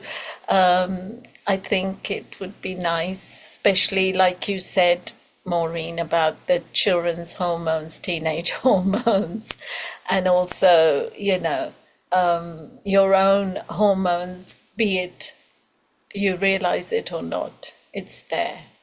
And how to manage them and deal with them, because there wasn't that much awareness of it in those years. Even though we live in westernized societies, it wasn't there. I think our society, the Indian society, has a lot more, Neil, about this subject, and they're more ingrained into the spiritual aspects. Sharon would probably understand it more, because when girls come to that puberty age of having starting menstrual cycle, they have an inauguration for the girls, a ceremony to say, you know, she is now in that phase and she's healthy, so she's developed and she's developing, we need to support her. So all that is also very helpful in our Indian community. I'm sure it's in others as well. But that also shows deep respect and support from our society in the natural way, rather than just say, oh, you need to go to the GP. Because that is so unnatural, you know, to talk to someone you don't really know and you don't understand what you're going through. So you really need someone from the other side to tell us how to deal with it. And, you know, from the outside to deal with it, that also is internal ring from your internal circle of secure, so you feel more you can trust them and feel secure around them to open up. So yeah, I think it's sort of, I could hone in on all that and bring it all together, my past experiences, and connect it into this wonderful what do they call it? Trapeze? Oh. What's that? They weave a blanket, don't they? What's it called? Something with a T. Help me out, Sharon. Patchwork. Patchwork. Patchwork, yeah. And also, yeah, so it'll come to me later. But yeah, it's really helpful to reflect that we do go through this journey and have self-respect for the roles we've been given to play on the earth as women, and to really embrace it. There you are. Lata says, let's embrace it and let us share information. That's what we do at Healing Our Earth. We connect people, we get people sharing, we let people get educated. So it's so beautiful. Different aspects have been done by different people today. Let's go to Mita has had a chance. Mita, over the next couple of minutes, what have you learned about menopause that you didn't know? And what are your tips? Go ahead, over. So, so many things to learn about, especially the Ayurvedic side.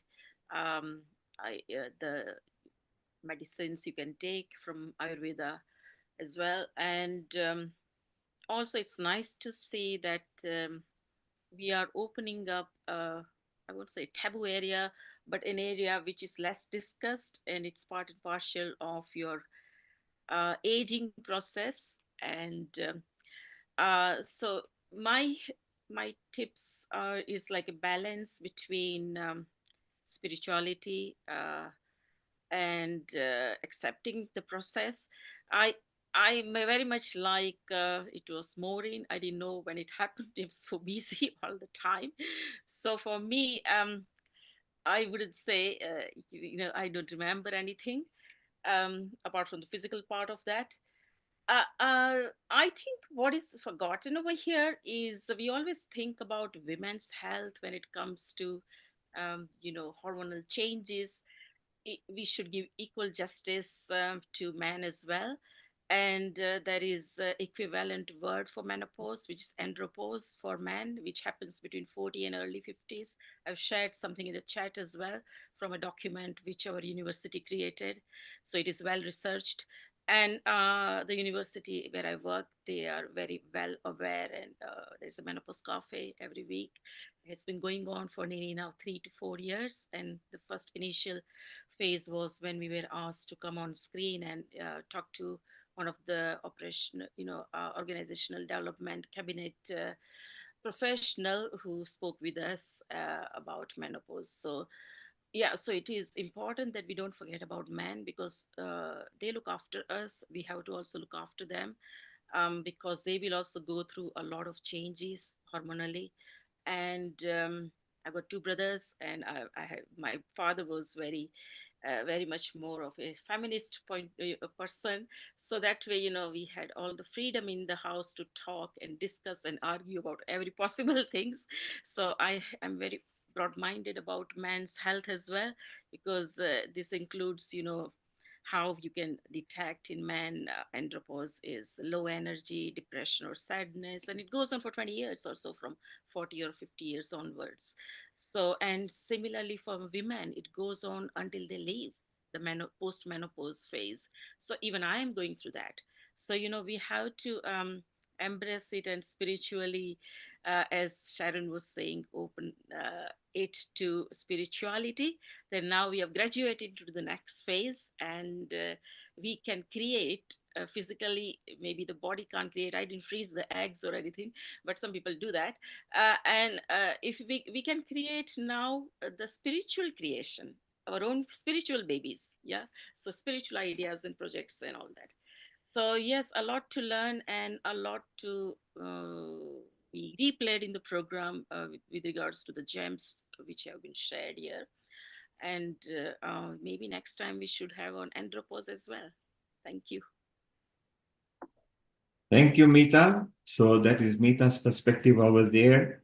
Let's go to Kumud, who has been here all the time. Kumud, did you learn anything? You came to learn, but you also shared your knowledge and your ideas as well. And what do you feel, and how do you feel at Healing Our Earth? This is your first time at Healing Our Earth. You are part of the family now. Every Sunday, it goes free global community online episodes. So your comment, over to you. Yeah. Okay. So I joined because I wanted to hear about menopause, what people have to say, and also learn more about it. And so it was nice to go through the Ayurvedic way of dealing with it. And my experience, now, like I said, it's long, long time ago that it happened to me. But at that time, my enthusiasm wasn't gone. And the word Shakti, that's been with me since I was a child. I have my Shakti. I'm always connected to it. And so, even in this different world, Western world and everything, that part remained. And this Shakti is also making me a seeker. I'm seeking all the time, yeah? And so at that time, when this menopause came, I was partly aware of it in my mind, but then I'd already started looking for what I should do about it. And so I had the German homeopathic stuff that I read about, and I was also guided by that. So I did that. And my energy, my whatever signs I was getting about the menopause, I managed to handle it that way. And also in Germany, we have different teas. Now, these are the herbs. Nature cures us. So these are the different herbs that I had for, as teas, and I was fine. But at this age, I've gone through that. It was okay. Everything, it comes and goes. And now my enthusiasm is still there. I'm still a seeker. I'm still finding, looking for things about souls, people, grandchildren, children, which souls are there, but also very connected to nature where I live, and very much appreciate the 5 elements of the earth. And yeah, this is my life. So yeah, and like I said, Maureen said, or Sharon said something about, we are ready with the guns, but no, I'm always ready with a rose, or I'm always ready with a lotus for anything that's happening. And it always solves all my problems, but keeps my energy going. So that's what all I have to say. Hello? Thank you, Kumud. Yes, so Kumud has given her version of the thing. Alexandra, you've been there since the start, of course, and you are one of the leads at the Glow Women and also episode producer at Healing Our Earth. What have you found fascinating today, and did you learn anything different?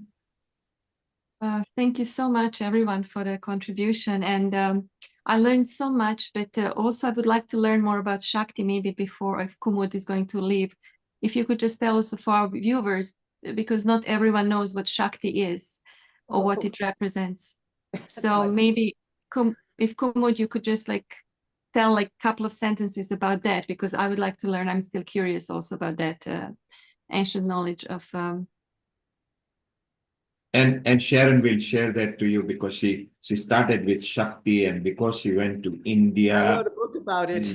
And Sitara Devi is the one who was with her and brought in that Shakti. It is when she was in a menopause, she infused that in her womb. She will tell you more about it as well, and as will Kumud on that. What else did you pick up today, Alexandra? Yes, I was not alone. I thought it's just happening to me, all of that. And it was really very comforting to know that other women had similar symptoms and challenges. And yeah, that we are in that, all of that together. Unfortunately, sometimes we just struggle alone because we are embarrassed of thinking oh, this is my shortcoming. I don't know how to deal with reality. And it's true, sometimes spirituality also could have helped more if I remembered.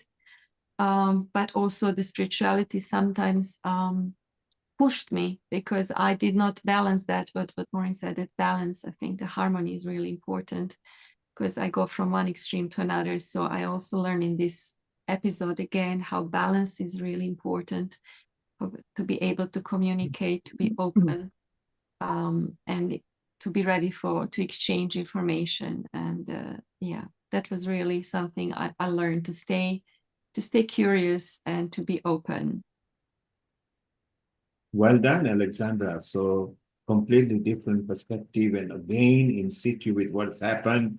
And Maureen, how do you feel And of course, you shared different sides to it from there through your journey and your expertise on IRT.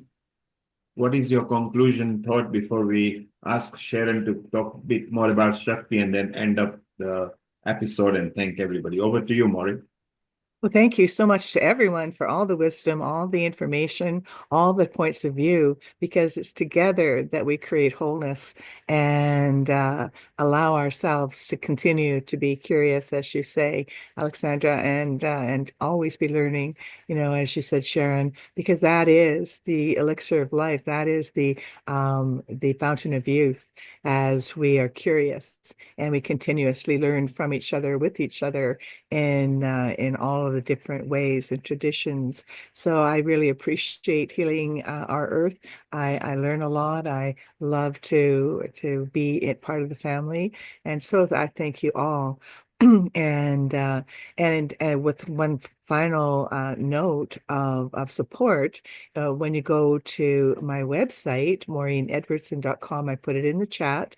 You'll notice that there is a free gift of my book right now to celebrate the season. It was the 13th anniversary, birthday of my book on 11/11.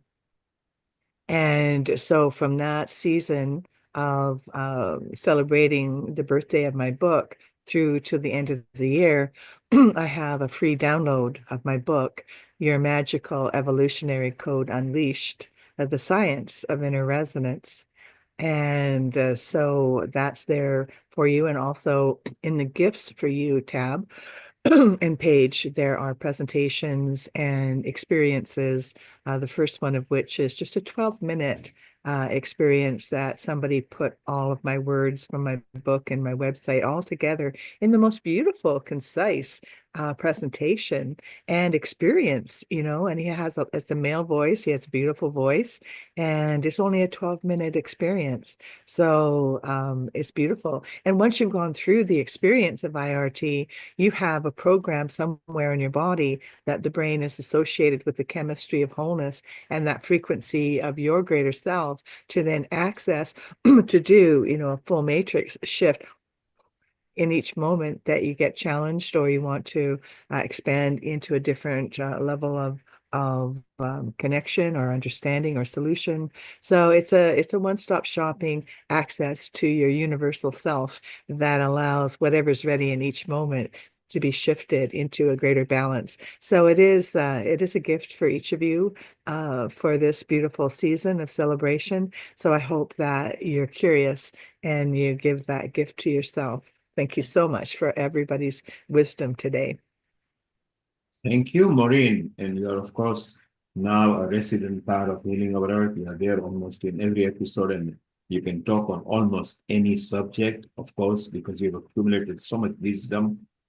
You are in regular touch with Alexandra as well. Keep in touch with Alexandra. Alexandra, keep in touch with Maureen over there, which will be very useful, particularly with the retreat. Sharon, Shakti, you started with Shakti and how you handled. So a bit about Shakti, then your conclusion, and if you could thank everybody with a prayer, and then we will conclude today. Well, I'm going to read you a little from the preface of my book, The Path of the Priestess, a guidebook for awakening the divine feminine. It starts like this. There is a sacred current of light that runs throughout time and space, the light of the divine feminine. It is a continuum. It arises at the birth of creation and forms a sacred path into the denseness of matter and back again. As we descend from the fullness of this light, of this Shakti, into the depths of the material world, this light is always there to nourish and sustain us. Flowing through all our lives and incarnations, it is the vital and transformative current of truth, virtue, and integrity. A shining stream of spiritual essence that leads us along the path of emanation to the path of return and reunion with the primordial source. As women, as mothers, as teachers, as guides, as emissaries of the great goddess, It is our sacred duty and privilege to hold this current of light, this Shakti in our hearts, and carry it from generation to generation.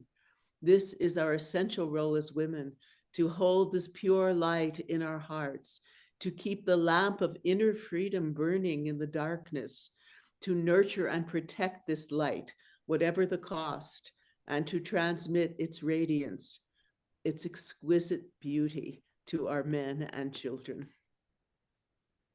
I remember I was first introduced to Shakti by Sitara, and she said to me, Shakti is light and she gives light to all. She is grace, gives grace to all. She is bliss. She gives bliss to all, and she has many forms. And then it was an amazing experience where in front of my eyes, and she was in her about mid-60s at that point, she transformed into Durga, into Radha, into Lakshmi, one after the other. It was an extraordinary transmission of knowledge that I received, and a great blessing of my life. It's a rare thing. So I've written a song for Shakti. Actually, what's very interesting in that I come from the Jewish tradition, and the Shakti of the Jewish tradition is called the Shekhinah. And when I was doing all this research, I found that they were described radiance divine, eminence divine. They were described, Shakti and Shekhinah were described in the very same words. And so I have a song that'll be coming out hopefully in 2025, all about this relationship, and about, well, the whole project is the Nectar of Bliss, a musical odyssey into the many faces of the goddess throughout the world. So Shakti, and having delved so deeply in the last 7 years into the Taoist teachings and Qigong and Tai Chi and traditional Chinese medicine, the correlations between the Qi, the life force energy, and the prana and the Shakti are very evident. And that's what I look, how do we come together? How do we find the symbols and the teachings that are the same pretty much across cultures? So, and as Maureen mentioned, I'm very excited. I'm finally finishing this film, Quantum Qi, the Taoist Art of Nurturing Life. That brings a lot of these teachings in, and hopefully it'll be coming out by March, and I'll keep you all informed. But as a woman at this point, at this age, I mean, I've always been pretty, I explore everything. I have a lot of Shakti, and sometimes it feels like too much. But at this age, I just want to tell you that I'm the most inspired probably I've ever been in my life, because I feel that all of the teachings I've had, all of the journeys I've taken are all integrating into my work. And I'm very enlivened by bringing, Shakti's like flowing through me, and Guruji's energy and all of the gurus that I've encountered in all the traditions. I just feel like every day when I start my practice, I do what Guruji told me. I call them all in to be witness. And it's your parents and your familial line, and it's all the people who've ever done Kathak dance or been in Indian classical music or been in Ayurveda or Qigong or any of these practices. Just call them all in to be there to assist you. And I feel that it's time, when you look around, you see this, really, the media is so full of the mainstream, of low frequency stuff. And it's time, we know here through the music, come on, Indian classical music is such an extraordinary way to raise the vibration. That's what it's all about. And that's why these ancient, time-honored traditions are so important now to really bring forth in the healing of the world and healing our earth. So that's my prayer to you all. It's time. We're bringing it here, and it's time. And Maureen and this whole group I'm working with, it's really about raising to a higher frequency, the frequency of love, the frequency of caring, the frequency of heart, and really see the highest in people and just evoke that from them. So I'm very grateful, as always, to be with you. It's been a wonderful show today, so helpful to all of us, and the men too. And yes. So what do I have to say? Jaima. See you next week. So it's so wonderful for everybody. Thank you for all the contributors who have been part of this Healing Our Earth. And next week, don't forget, it's a festive season. Come, sing. You can dance if you like, poem if you like, message, invite your friends and wish them live on